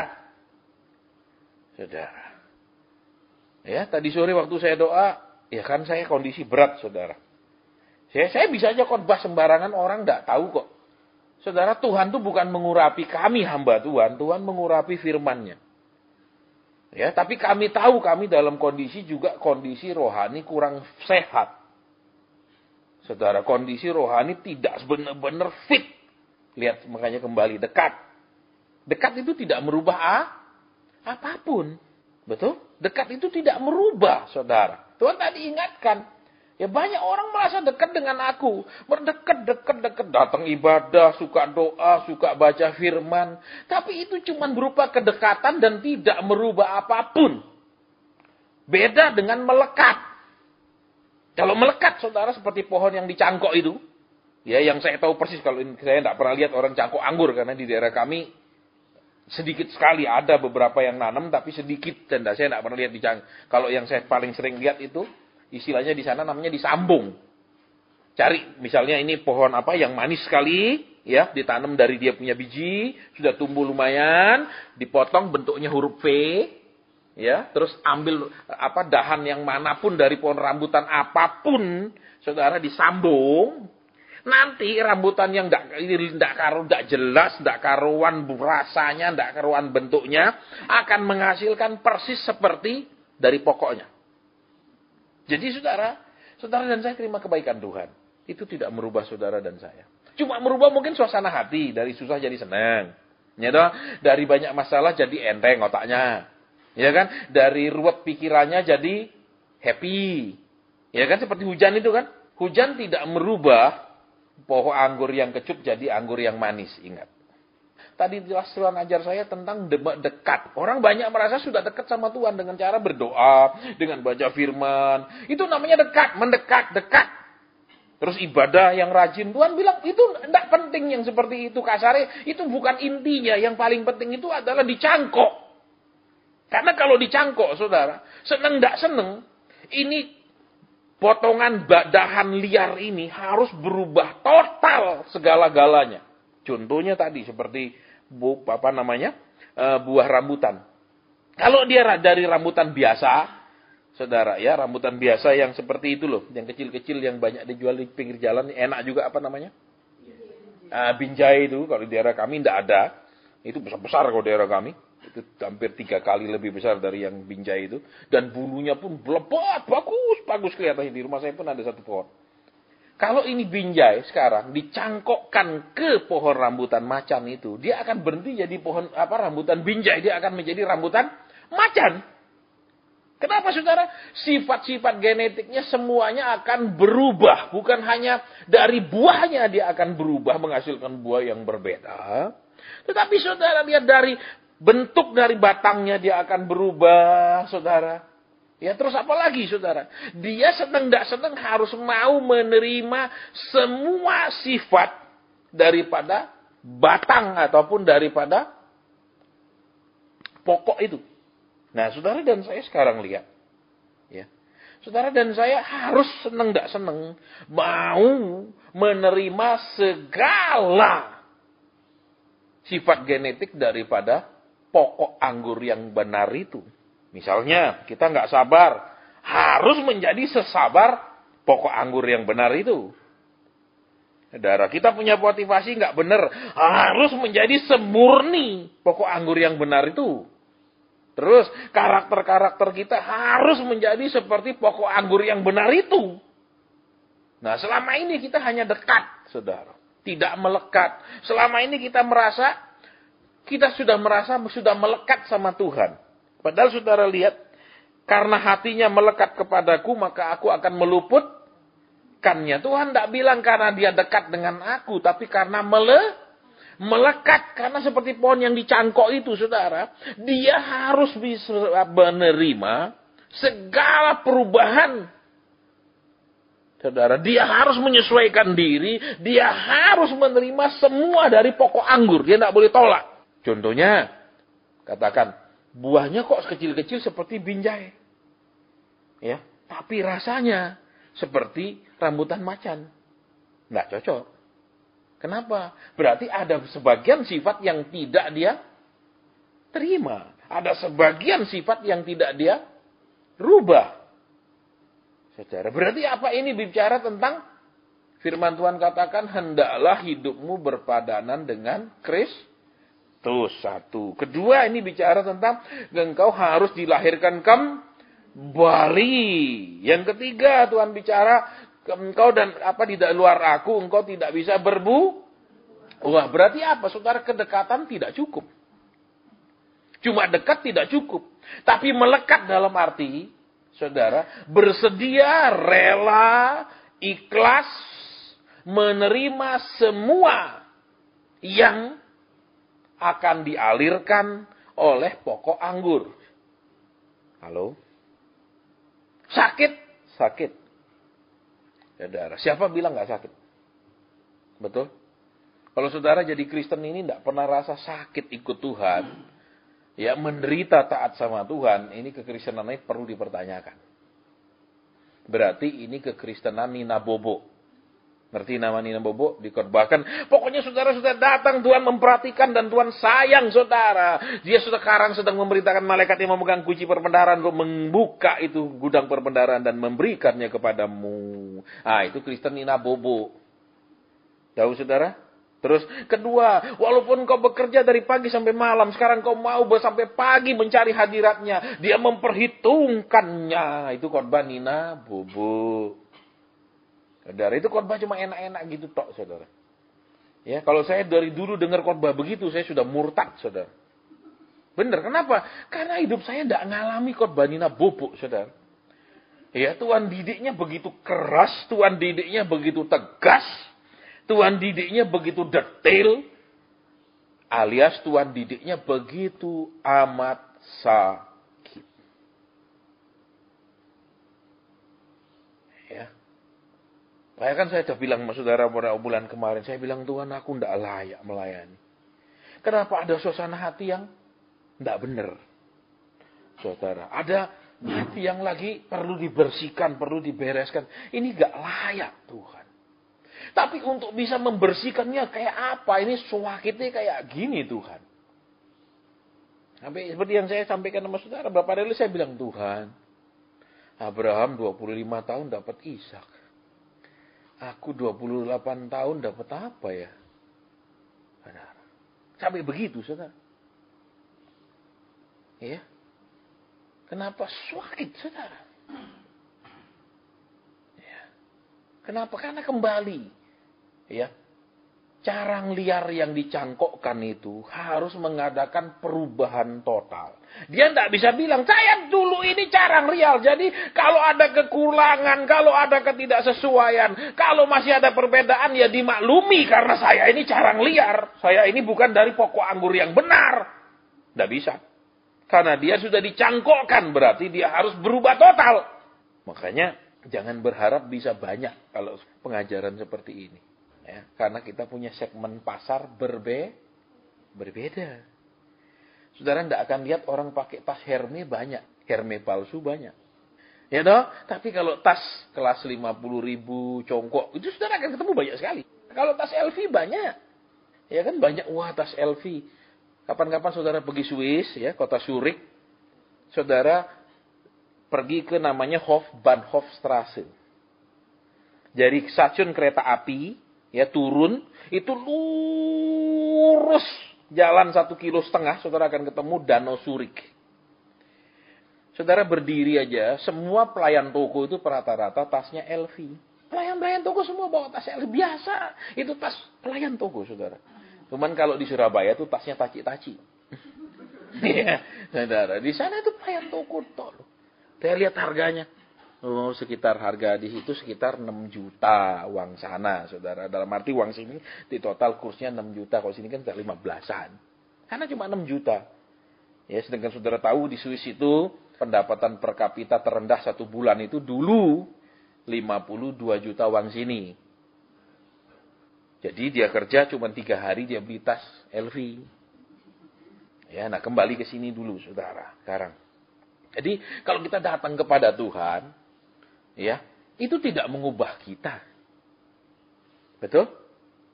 Tuh, yang berubah apanya? Nasib, keuangan. Itu loh yang berubah. Betul? Loh, orang pohon tidak dicangkok kok. Betul. Buahnya tetap akan sama, rasanya tetap sama, teksturnya sama. Saudara, tapi kalau dicangkok, dia akan ikut pokoknya. Jadi, saudara dan saya kalau sekarang datang cari Tuhan, ya mungkin karena sudah dekat, ekonomi berubah, karir berubah, ya toh, keuangan berubah, mungkin mobil berubah, lebih bagus. Ya, yang lain-lain berubah. Kitanya tidak jelas. Tapi kalau dicangkok, kitanya yang berubah. Itu bedanya, saudara. Ya, kita yang berubah.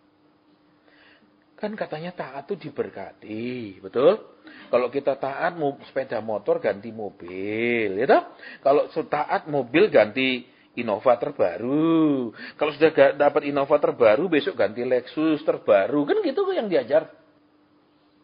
Ya, nyeneng no Tuhan, nuruti mau Tuhan itu berat. Loh, seperti orang bilang, Pak Hasan, kenapa tidak mau khotbah di situ? Loh, Tuhan bilang kamu tidak usah khotbah di situ. Tidak usah khotbah di situ. Kenapa? Karena dia tidak mau aku rendahkan, kata Tuhan. Jadi kamu tidak boleh ke sana. Loh, ayo. Aneh loh. Tapi Tuhan, orang lain kok, kau tidak ngomong pendeta lain khotbah situ kok baik-baik aja semua. Aku kan tidak boleh. Ini baru 1-2, belum saya cerita panjang, saudara.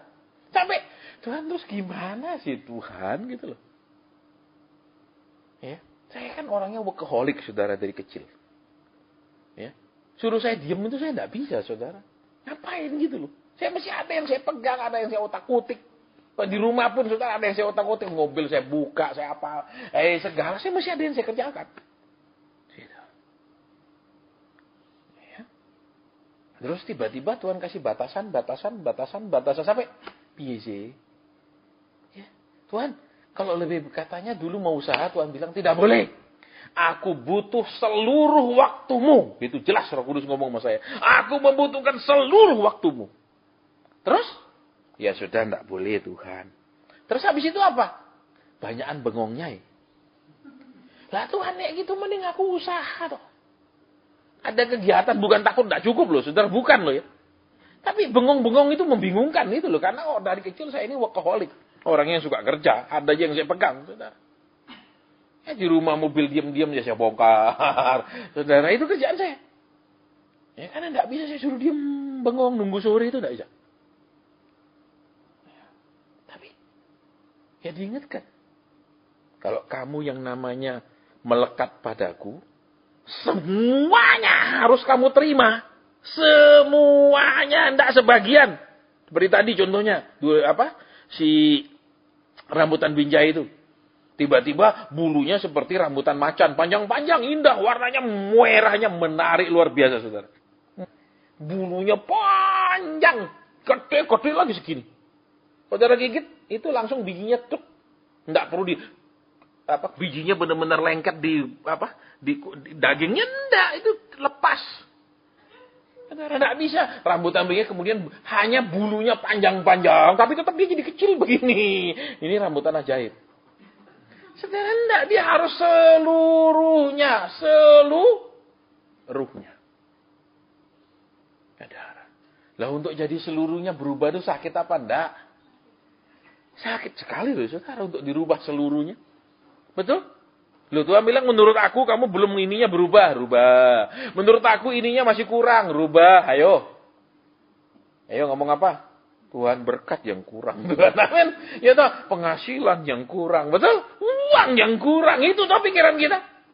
Nah, sekarang coba perhatikan. Waktu itu carang liar disambung. Saudara, saya tidak ngomong buah anggur ya. Karena saya nggak tahu. Yang saya ngomong yang saya tahu benar itu. Rambutan sama mangga. Itu dia akan benar-benar teksturnya akan sama, rasanya akan sama.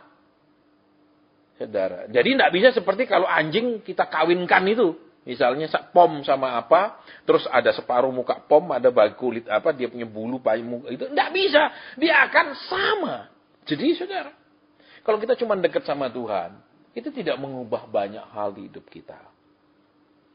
Kenapa? Ya karena yang dirubah hanya luar-luarnya saja. Penghasilannya ya, duitnya, mobilnya. Itu aja yang dirubah. Tapi kalau melekat kitanya yang berubah. Dan berubah itu sakitnya minta ampun. Saudara, ilmu psikologi membuktikan. Untuk merubah hal yang paling kecil saja dalam hidup seseorang. Itu butuh waktu minimal 3 bulan. Contoh. Katakan tiba-tiba rumah ini saklarnya biasa di sana dipindah. Saklar sebelah sana pindah ke sini. Pasti akan tetap salah terus akan ke sana terus mau pencet saklar. Dan itu bisa 3 bulan saudara hanya untuk satu hal yang seperti itu. Apalagi untuk hal lain. Saudara. Jadi sekarang kalau kita dekat atau dicangkok. Dekat atau melekat pilihannya cuma itu. Dekat tidak merubah. Rambutan macan sebelahan sama rambutan binjai. Nah, itu tidak akan merubah binjai jadi macan jadi binjai. Betul? Tapi kalau sekarang si macan dipotong dahannya, disambung dengan pokok binjai, dia akan jadi rambutan binjai walaupun dia aslinya macan. Halo?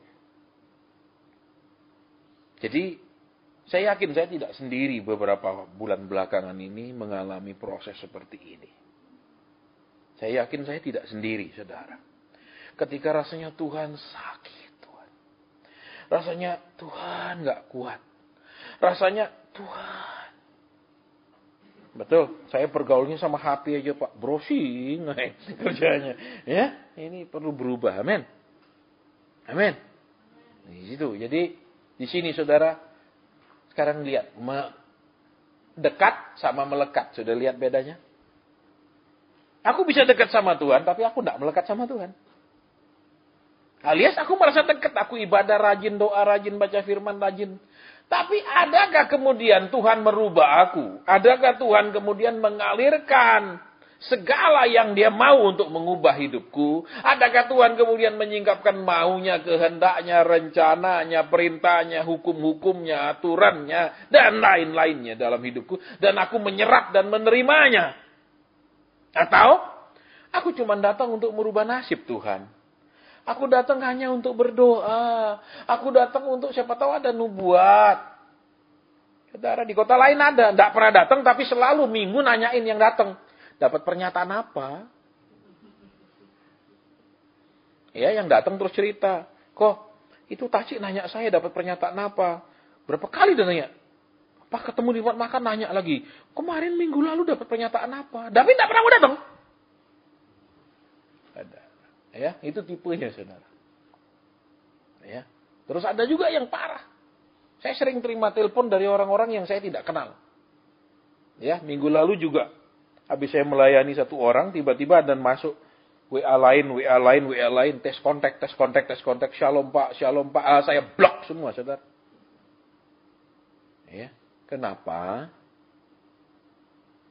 Ingat, ya, katanya Rick Joyner, setiap tangga itu ada ujian tersendiri. Dulu di awal saya pelayanan, saya bingung siapa yang akan mengundang saya pelayanan. Bagaimana saya memulai pelayanan? Bapak saya bukan pendeta. Itu awal. Ya di awal siapa sih mau undang saya Tuhan? Potongan kayak gini, khotbah suruh keras-keras lagi. Siapa yang mau ngundang? Orang maunya apa? Oh Pak Hasan kan punya karunia kesembuhan. Doain naik kesembuhan. Pak Hasan punya karunia nubuat. Ayo tanyain Tuhan saya mau jadi apa? Mau dikasih apa? Lah gitu loh. Saudara. Ya. Jadi lihat di sini. Kalau melekat harus menerima yang dari Tuhan. Halo? Bedanya dengan tanaman yang kena hujan. Dia hanya menerima air hujan itu dan tidak merubah apapun. Betul? Dia menjadi lebih segar. Betul? Dia berbuah. Betul? Tapi sifat buahnya, rasa buahnya, tekstur buahnya tidak akan berubah. Halo? Betul apa ya? Saya banyak ketemu orang yang seperti itu, saudara. Mungkin saudara kaget kalau saya cerita. Ketika saya terima mobil itu, saudara, orang yang kasih saya mobil itu bilang, Pak Hasan, saya malu kalau saya kasih Pak Hasan mobil yang jelek. Malu saya, Pak Hasan. Jadi ini saya kasih, terus saya sudah perbaiki semuanya. Ini kuncinya, ini BPKB-nya. Begitu saya ke mobil, roda belakang kanan, itu minyak rem netes. Bawa ke bengkel, bengkel bongkar, Pak, ini bukan hanya pom bawah itu loh yang dibawa punya. Tabung bawah itu aja yang diganti. Ya. Ini semua as roda harus ganti 4-4, Pak. Depan belakang. Udah, oke, belikan ganti semua. Terus udah itu ini ampere minyak ampere panas naik terus. Ya. Bawa ke tukang radiator, dia bilang, Pak, ini radiatornya untuk cc 1000. Lah ini 4300 cc, Pak. Ini radiator harus ganti radiator yang benar. Belikan lagi 3 juta. Begitu jalan, saudara, power steering bocor. Servis berkali-kali. Sampai yang servis bilang apa? Pak, ini dulu orangnya sudah pernah bawa ke sini. Saya bilang ini nggak bisa dipakai. Saudara bayangkan. Ini tidak bisa dipakai, tapi orang yang ngotot tetap pasang power steering itu. Itu saudara. Terus saya cerita lagi sama saudara. Ya, biar saudara tahu yang namanya taat sama Tuhan tuh. Jadi jangan saudara dengar khotbah taat langsung dapat duit, taat itu maaf. Ya, itu pendeta bluffing. Tahu nama saudara nama bluffing? Gemblung, ngomong kosong. Saudara. Terus apa saudara? Baru jalan mesin tak. Bawa ke bengkel lain, turun mesin lagi. Saudara tahu saya habis berapa? 100 juta. Saya penasaran, saudara. Kenapa? Karena mobil ini dicat di tukang cat, tukang bangun hardtop yang mahal.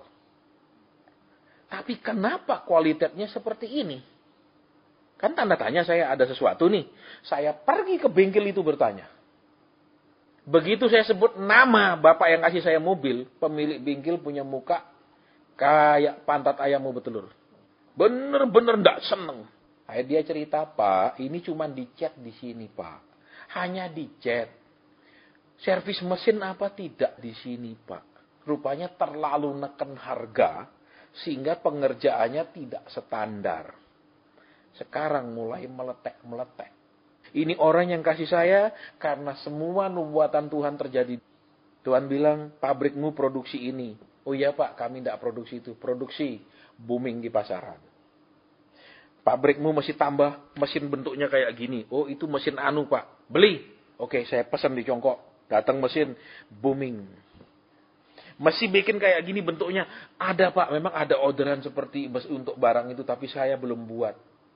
Bikin, booming.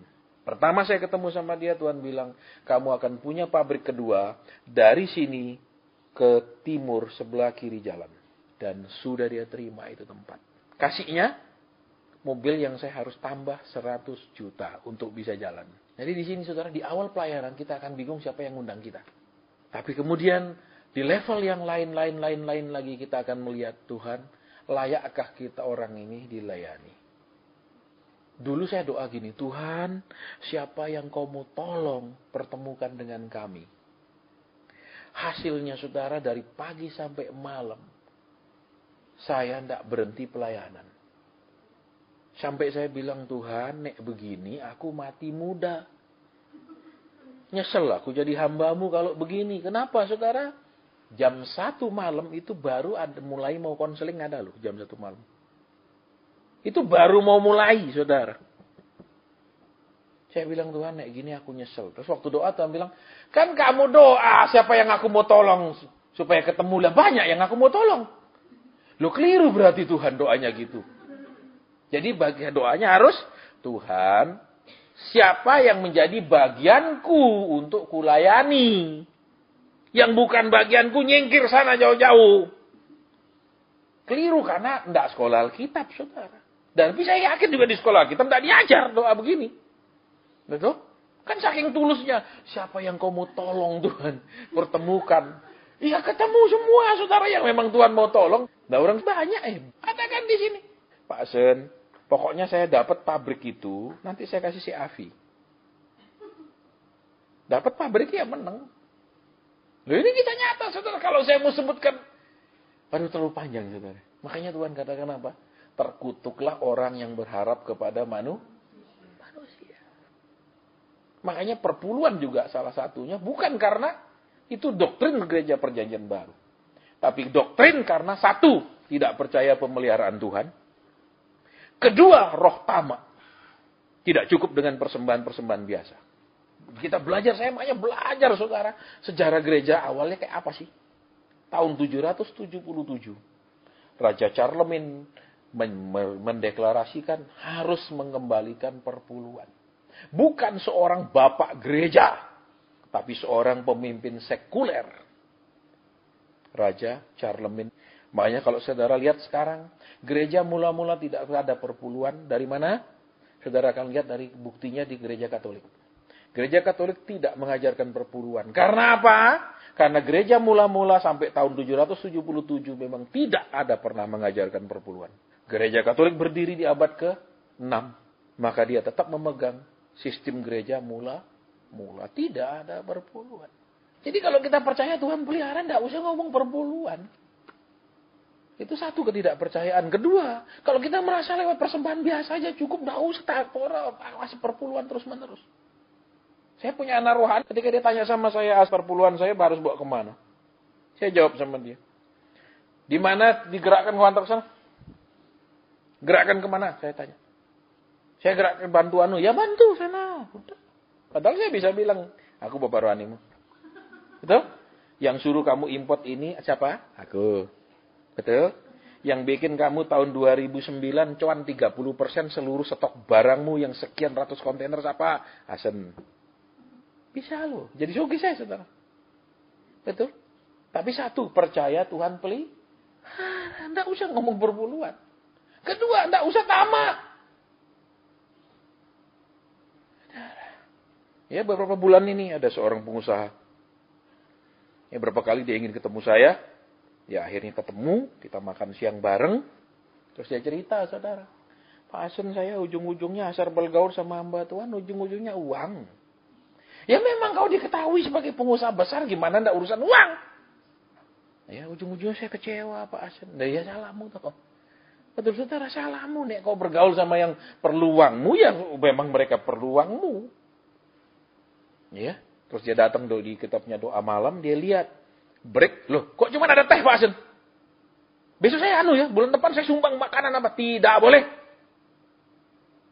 Ya katakan, kita tidak kurang yang nyumbang, saya bilang. Tiap ibadah kita makan kok.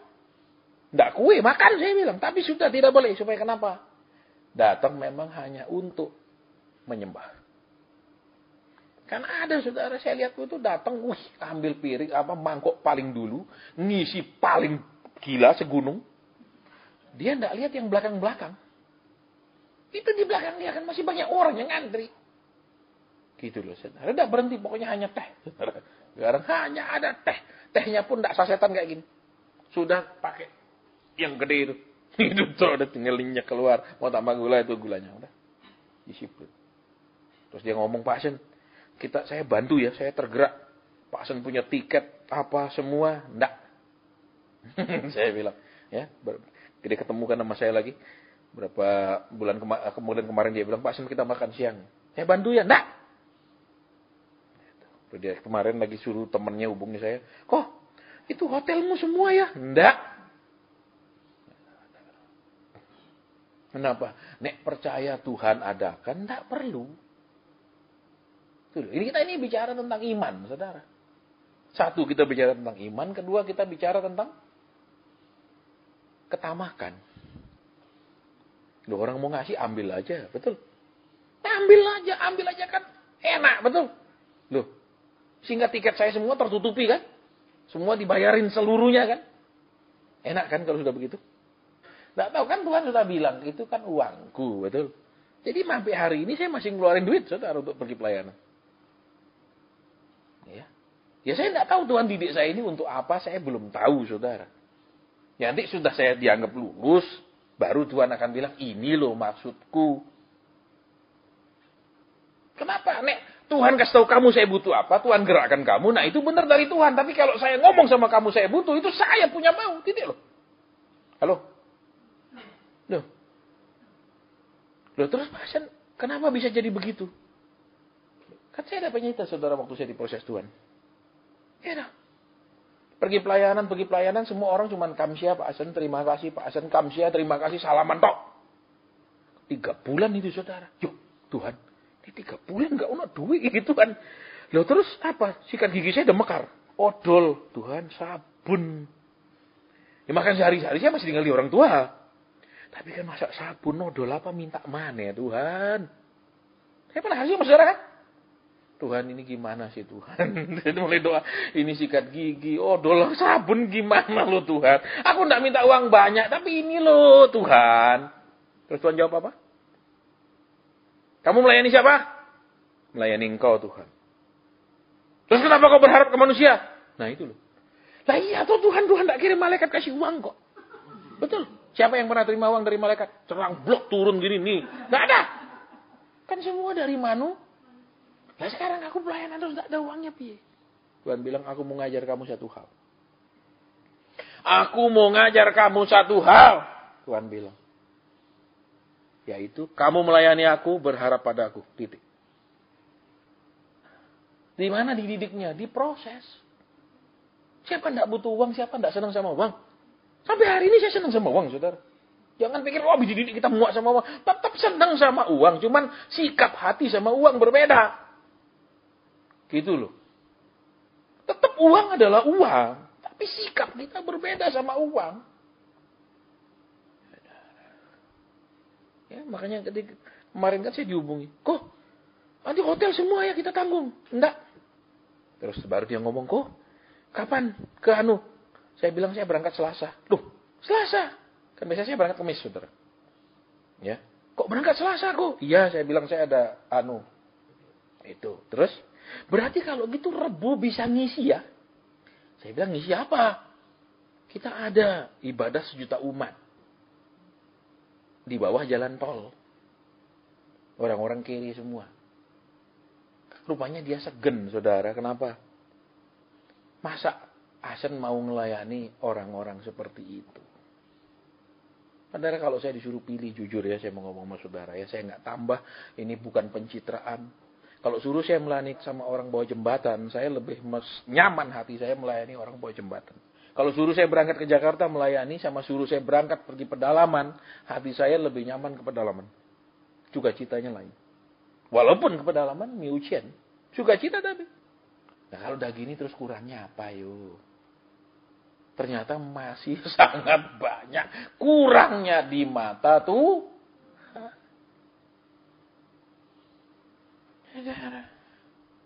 Sangat banyak kurang di mata Tuhan. Seperti tadi kan. Harus dicangkok bukan dekat. Harus melekat bukan hanya dekat. Berarti apa? Ranting binjai ini, cabang tidak akan lagi menjadi ranting rambutan binjai. Dia 100% menjadi rambutan macan. Tidak ada bekasnya lagi, ini adalah rambutan binjai. Ada. Ya, jadi makanya besok kita ketemu lagi. Saudara saya waktu kan bilang, tak bisa, saya bilang, nek Rebo aku tidak bisa. Aku Rebo masih ada di Banjarnegara. Karena ada tugas negara. Saudara saya ada tugas negara hari Rebo. Ya, jadi Selasa saya berangkat, terus langsung ke Pati. Ya, ada tugas di Pati.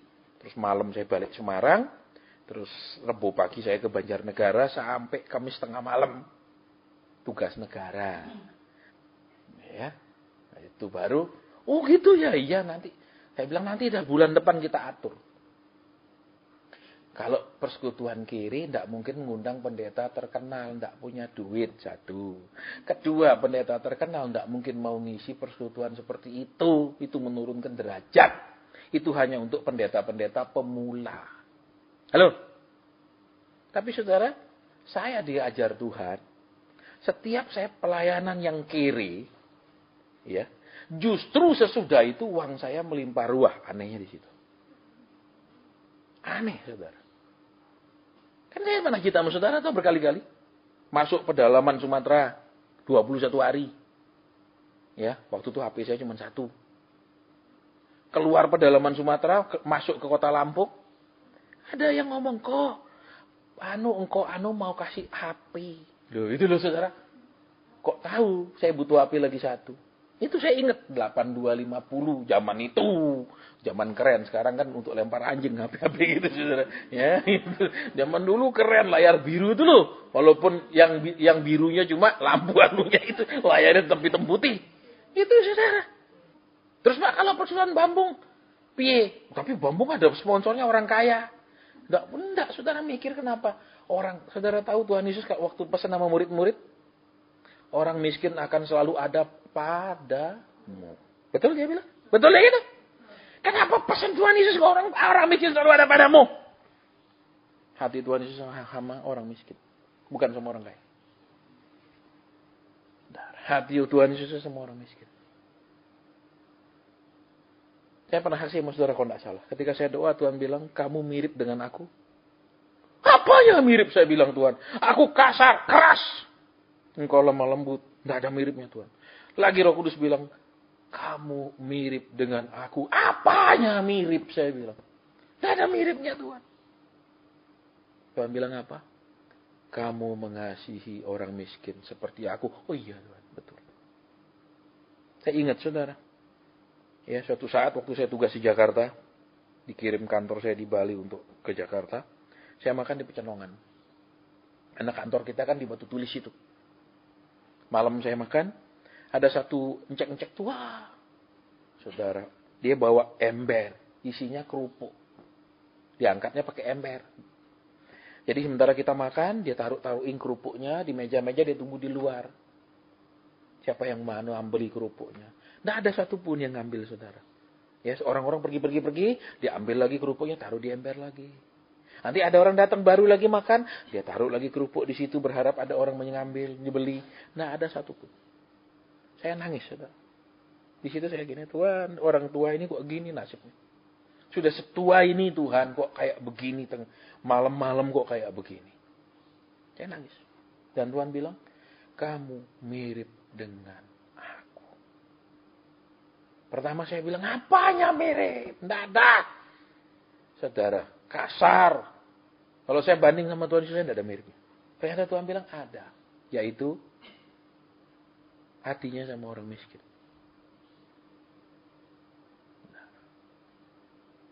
Nah sekarang saudara sama Tuhan Yesus ada miripnya enggak? Apa yang mirip? Apa yang mirip? Sampai Tuhan bilang kamu mirip dengan aku. Waktu Tuhan bilang itu saya nangis. Iya Tuhan, aku enggak bisa lihat orang yang miskin. Nah, jadi ayo sekarang. Dekat hanya menghasilkan perubahan luar. Tapi melekat menghasilkan perubahan yang sangat banyak dan perubahan dari dalamnya yang berubah. Saudara, sakit karena kita disuruh berubah. Betul, orang rumah tangga pun saudara. Kenapa sakit? Karena dia harus menerima perubahan. Masih pacaran, namanya ketika kita jatuh cinta tuh saudara, dunia ini indahnya. Benar. Yang pernah jatuh cinta. Ketika cinta bertemu dengan cinta. Ketika pacaran saudara, aspal pun kita lihat kayak pelangi. Betul. Kenapa? Karena kita kan ini prosesnya jatuh cinta. Bukan proses menikah. Tapi kalau sudah proses menikah, beda saudara. Adaptasi. Dan kita harus berubah. Kalau kita mengharapkan dia berubah aja sakit. Lamanya, susahnya, kerasnya. Apalagi kita yang berubah. Betul, saudara. Mengharapkan orang lain berubah aja kita sakit sekali kok. Iya apa ya? Saudara. Apalagi kita yang disuruh berubah. Dan Kristus katakan kita yang mesti berubah. Jelas kan? Tuhan bilang apa? Aku sama dahulu, sekarang sampai selama. Lah kamu yang mesti berubah, bukan aku, kata Tuhan. Ayo sekarang. Kita Tuhan bilang berhenti dekat saja, tapi melekat. Dan melekat, kalau yang sudah melekat berarti apa? Perubahan dalam segala sesuatu. Totalitas. Semuanya dirubah. Makanya saya tidak bilang sama istri saya, aku tidak cerita banyak sama kamu. Sudah segini berubahnya masih terus suruh berubah. Kenapa ya? Karena kembali. Iya dong. Pohon itu kalau dicangkok, buahnya akan persis seperti pokoknya. Semuanya berubah. Makanya saudara saya bersyukur tidak bikin malu Tuhan di situ. Ya, sampai ada satu pengusaha ngomong gini, ini saja hamba Tuhan yang tidak pernah minta-minta sama saya. Dia sampai ngomong gitu, ini dia yang tidak pernah minta-minta. Saya bilang terima kasih, aku tidak bikin malu bosku. Saudara bisa bayangkan saudara kerja di perusahaan A, saudara terus minta-minta di bos B, itu bikin malu saudara punya bos. Bikin malu perusahaan di tempat saudara kerja. Saya bersyukur dia bilang, ini satu-satunya yang gak pernah minta. Wah keren loh saudara, pangkat begitu. Nggak jadi beli saudara. Betul? Tapi menderita loh saudara. Loh, menderita kenapa? Uang di depan mata loh, halo? Loh. Kedua, itu hak kue. Kenapa hak lo Tuhan sampai suruh sampaikan dan semua pesan itu membuat dia untung begitu besar. Apakah kalau dia kemudian kasih kita salah? Enggak kan? Betul? Enggak kan? Ya iya dong. Tuhan bilang apa? Lembu yang mengirik tidak boleh diberangus. Halo? Loh, berarti sementara dia mengirik gandum itu dia juga boleh mencicipi gandum itu kalau dia lapar. Halo? Sakit nggak bicara jujur? Sakit. Sakit nggak bicara benar? Sakit. Jangan bilang nggak sakit. Ya toh Pak Asen, ini perpuluhan bawa kemana? Ayo. Kalau bicara benar, kemana Tuhan gerakkan? Ngapain saya tinggal di rumah kos? Mestinya rumah saya ada di Geraha Family. Bicara jujur sakit loh. Terus sudah sakit, masih berlanjut terus loh, saudara. Ayo Tuhan tidak bilang, sudah nak, aku bangga, cukup, tak kasih sekarang. Enggak loh, saudara. Sampai bulan-bulan ini, istri saya sampai, kamu kenapa? Enggak. Karena kan kelihatan saudara nek tidur. Ya enggak pernah dia dengar saya seperti itu. Kamu kenapa? Enggak. Enggak. Kenapa? Karena kan kembali. Betul, rambutan binjai ini harus 100% menjadi rambutan macan. Halo? Bukan rambutan binjai rasa rambutan macan. Bukan rambutan binjai dengan bulu rambutan macan. Halo? Jadi sekarang ayo. Sakit sekali. Berat sekali. Ya. Bikin putus asa? Ya, sering. Bikin down? Sering. Bikin putus harapan? Sering. Bikin hilang pengharapan? Iya. Saudara. Terus bagaimana?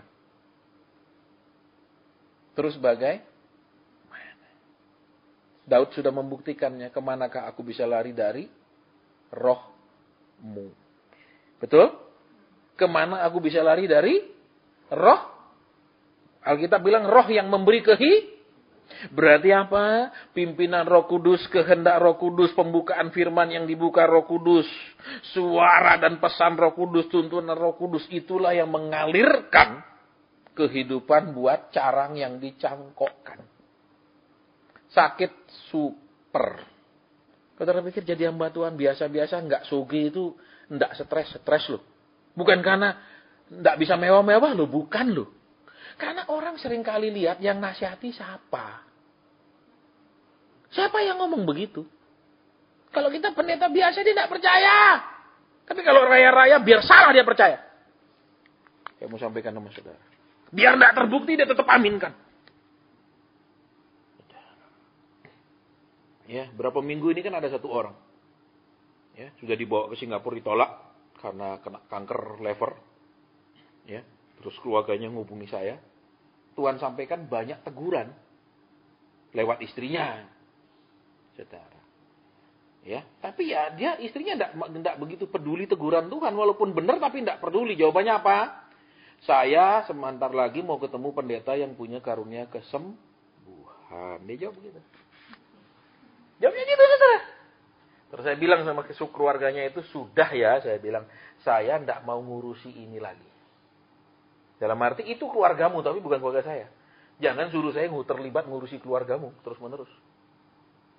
Kenapa? Karena dia jawab, saya mau ketemu hamba Tuhan yang punya urapan Jadi tidak tertarik kalau ada teguran. Salah satu teguran adalah, saya bilang maaf, saya bilang, kamu tanya ya, ponaan. Sama dia tanya, benar ternyata.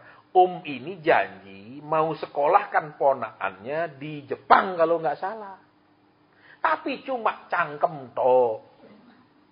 Mau sekolahkan kapan enggak jelas. Nah, tapi terus sampaikan ke si tante kan karena si om kan udah sakit parah nih. Tante ngomongnya apa terakhir? Mau ketemu hamba Tuhan yang urapan Saya bilang sama saudara dia punya keluarga, biasa perempuan, saya bilang. Seringkali enggak rela nek lakinya keluarkan uang untuk keluarganya. Butuh perempuan yang benar-benar bertobat, saudara, supaya rela suami mengeluarkan uang untuk keluarga suami. Saudara, pasti ini si tante tidak mau kasih keluar uang. Pasti dah. Om kan mau keluarin duit nih. Tapi kan tante bilang, jangan. Itu ponaanmu, bukan ponaanku. Betul? Loh iya toh? Saya bilang, tidak usah diurus. Terus kemarin, tadi dilarikan ke ICU. Sudah, saya tidak mau urus. Saya bilang. Kenapa, saudara? Nek Tuhan menegur itu mau pemberesan. Sekalipun misalnya dia tidak disembuhkan, dia mati nanti dijemput malaikat. Karena sudah Tapi tantenya bilang apa? Sebentar lagi mau ketemu pendeta kesembuhan. Dia pikir apa? Nggak usah dengarkan teguran Tuhan. Nggak usah dengarkan ajaran Tuhan. Nggak usah belajar pengajaran Tuhan. Kalau sakit cari hamba Tuhan yang punya karunia kesembuhan. Kalau ada masalah, cari hamba Tuhan yang punya karunia nubuat. Kalau ada problem berat, cari hamba Tuhan yang punya karunia perkataan hikmat. Gitu aja, gampang hidup ini. Betul, saudara? Betul. Kayak gitu tuh mentalnya. Ya tahu. Makanya ini akan apa? Yang boleh datang setia itu hanya orang-orang yang memang pilihannya satu, benar-benar mau terus berubah. Atau yang kedua, benar-benar sudah tidak ada pilihan. Itu saudara. Kenapa? Dan ada pilihan didoain siapa aja nggak dijawab. itu aja. Dua kemungkinan aja. Ya, oke. Jadi sekarang pilih. Merasa dekat, berarti saudara dan saya hanya ingin dirubah luarnya. Melekat dalamnya. Sakit, super amat sakit. Super amat sakit. Saya ada ngisi persekutuan 2 jam toh. 2 jam toh saudara, kok tiap kali datang ngisi 5, tidak pernah dikasih lebih kurang dari 5 juta. Tapi enggak, saya bilang saya berhenti melayani di sini. Tidak pernah mau taat. Padahal apa urusan saya dia mau taat dengan dia tidak mau taat. Saya tetap terima 5 juta loh. Itu cuma 2 jam loh maksimal, karena habis itu mereka harus balik kerja. Ya enggak boleh telat-telat. Enggak bisa panjang-panjang, saudara, mereka harus cepat balik. Itu gotial. Plus lagi kan ada yang datang-datang kadang ngasih. Itu banyak loh. Tak tutup. Kenapa? Kasih tahu enggak nurut. Oh sudah berhenti aja. Kalau lihat uangnya, biarin nurut, enggak nurut lah. Enggak urus, betul. 5 juta lumayan loh, saudara. Cuma 2 jam. Itu minimal loh ya saya ngomong. Tapi kalau kita berharap ke Tuhan, tutup aja. Memang kalau Tuhan mau kasih ada kok jalannya gitu. Enak enggak nekat-nekatan kayak gitu? Enggak enak. Ya, jangan bilang, oh Tuhan pasti ganti. Oh belum tentu. Ya toh, kalau saudara begitu terus Tuhan ganti, enak. Kenapa? Enggak teruji, bener enggak? Begitu enggak diganti-ganti ya gimana? Yo, kan Tuhan mau uji. Ini anak taat karena memang taat atau taat karena berharap ada ganti. Ayo, beda loh motivasinya. Beda. Ada lagi satu keluarga saudara, tiap bulan kasih saya 4 juta. Ada tiap bulan transfer 4 juta, ada. Tegur. Masalah hubungan bapak dengan anak yang tidak pernah beres. Anak tamatan luar negeri. Ya kan? Bapak merasa ini pabrik dari bapakmu punya. Kamu tamatan luar negeri tapi tidak dapat bisa apa-apa. Jadi bapak tidak mau kasih kuasa anak sama sekali. Jadi kan bentrok terus sama anak. Ibu cuma nangis bingung. Ini suami, ini anak laki. Bingung mana yang mau dibela. Nangis, stres. Si bapak telepon saya. Pak Asen, tolong Pak Asen. Saya lagi ribut sama anak saya. Sebel ya saudara.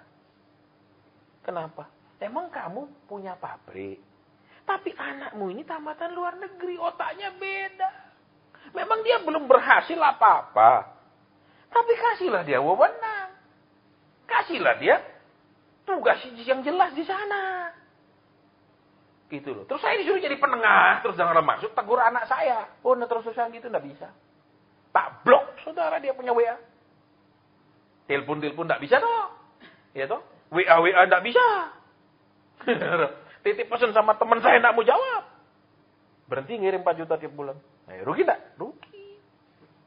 Tapi kalau enggak nurut terus ngapain gitu? Kita bukan dukun, saudara. Kasih uang terus Tuhan, enggak apa-apa lah, maklumi aja. Dia memang kekurangannya enggak taat, tapi kelebihannya ngasih duit. Ini enggak benar, saudara. Untuk jadi yang benar itu berat, saudara. Loh. Kalau jadi enggak benar tuh gampang, pasti berlimpah uang loh. Pasti, saya bilang saudara, gampang sekali. Kalau kita tidak berkenan, hati kita tidak damai. Kalau kita tidak menyenangkan Tuhan, hati kita sakit juga. Kok bisa? Karena hubungan cinta.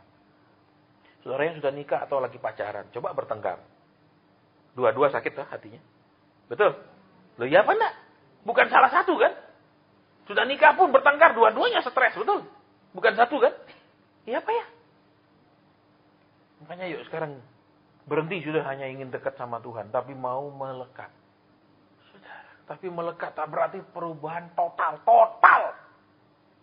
Harus terima semua. Saudara, apapun, sakit. Saya pun sudah tadi kemarin saya ngomong sama istri saya, waktu kami doa berdua. Kami tidak bisa lulus kalau Tuhan tidak tolong. Nggak mungkin, saudara, dengan kekuatan ini rasanya gini aja dan napasnya kayak tidur. Gitu, saudara. Kan nggak enak napas gitu. Betul? Nggak enak, saudara. Saya tidak punya asma, saudara. Saya normal. Tapi kan kenapa? Ya itu Tuhan. Ini 28 tahun loh Tuhan. Ya, udah lebih dari setengah usiaku loh Tuhan. Ayo, kita mau berdoa sekarang. Biarlah Tuhan mengalirkan semua yang harus Dia alirkan. Biarlah Dia harus mengatakan semua yang harus Dia katakan. Izinkan Dia memimpin ke semua yang Dia ingin kita untuk Dia pimpin. Biarkan Dia mengajar kita semua yang Dia memang ingin kita mengerti, tahu, dan lakukan. Karena kita hanya ranting yang dicangkokkan. Dan Alkitab bilang ranting liar, sakarepe dewe. Walaupun, saudara, Tuhan pernah memberikan menanam kebun dengan biji anggur pilihan, betul, benih tapi ketika tumbuh buahnya menjadi masam. Itu bicara tentang tanah yang mempengaruhi pertumbuhan, di mana saudara kumpul. Ya, di mana saudara beribadah itu tanahnya. Saudara, karena itu juga bisa merubah saudara. Kalau saudara kumpul sama sosialita, saudara akan jadi sosialita. Halo? Kalau saudara kumpul sama orang gila mode, saudara akan jadi gila mode, minimal ikut. Baru bisa masuk ke komunitasnya. Jadi di mana saudara kumpul itu menentukan hasil anggur yang dihasilkan. Walaupun berasal dari benih yang pilihan. Pengajaran yang salah mendidik orang jadi salah. Komunitas yang salah membuat orang jadi rusak. Kata Alkitab dengan jelas, pergaulan yang buruk merusak yang baik. Tidak salah saudara pakai mode-mode, tidak salah. Ya, tapi sepantasnya. Sepantas. Kalau kemudian jadi gila mode, ya, bahkan kalau perlu berhutang untuk ke mode, ya salah. Ya. Jadi terima sekarang. Pokok anggur itu mengalirkan semua zat-zat yang mengubah ranting yang dicangkokkan itu. Seluruhnya. Keseluruhan. Ya, sakit. Kalau saudara lihat jadwal itu di atas itu, ya itu bukan dekorasi. Saudara lihat jadwal di atas itu sebenarnya simbol berlian. Ya, itu kan simbol berlian. Nanti saudara cari di internet itu kan simbolnya berlian. Berlian itu digosok sekian banyak faset. Semakin digosok sekian banyak faset, semakin cemerlang. Kalau digosok cuma beberapa faset, dia hanya menjadi intan. Batu yang sama, tapi gosokan yang teliti membedakan intan dan berlian. Dan berlian memantulkan cahaya sempurna. Berlian tidak bisa ditembus cahaya. Berlian tidak memasukkan cahaya ke dalam dirinya. Dia memantulkan seluruhnya. Kalau di terjemahan bahasa Inggris, salah satu batu yang ada menjadi tembok daripada kota Yerusalem baru itu adalah berlian. Kalau terjemahan bahasa Indonesia tidak ada berlian di situ. Kalau terjemahan bahasa Inggris salah satu terjemahan berlian.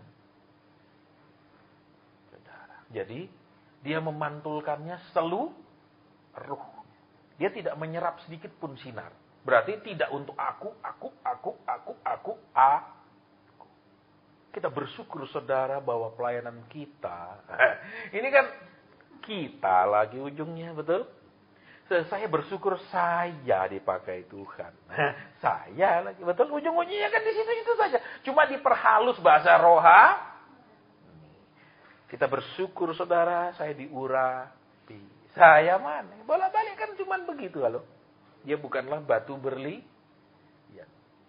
Karena berlian tidak akan tembus cahaya. Saudara, ya. Saya sudah pernah sampaikan sama saudara, mau lihat berlian itu asli, kita pakai itu sirkon atau bukan? Ambil kertas putih, Ambil pulpen, buat satu titik, tekan, tak satu titik. Taruh berlian itu di atas. Kalau engkau tidak bisa lihat berlian titik itu berlian asli. Kalau engkau masih bisa lihat titik itu seberapapun cemerlangnya, itu pasti sirkon. Titik. Gampang. Ya, berarti dia mengembalikan semua kemuliaan kepada Tuhan. Itukah yang harus diikuti? Itukah yang harus diteladani? Karena itulah namanya kesuk. Saudara cari hamba Tuhan atau cari motivator itu aja.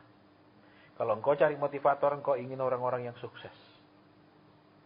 Kalau engkau cari hamba Tuhan, engkau ingin diajar yang benar. Siapapun dia. Sekalipun dia seperti Amos, hanya pemungut buah ara liar. Dia tidak punya kebun ara. Dia hanya pemungut buah, tapi dia hamba. Dah, kita break.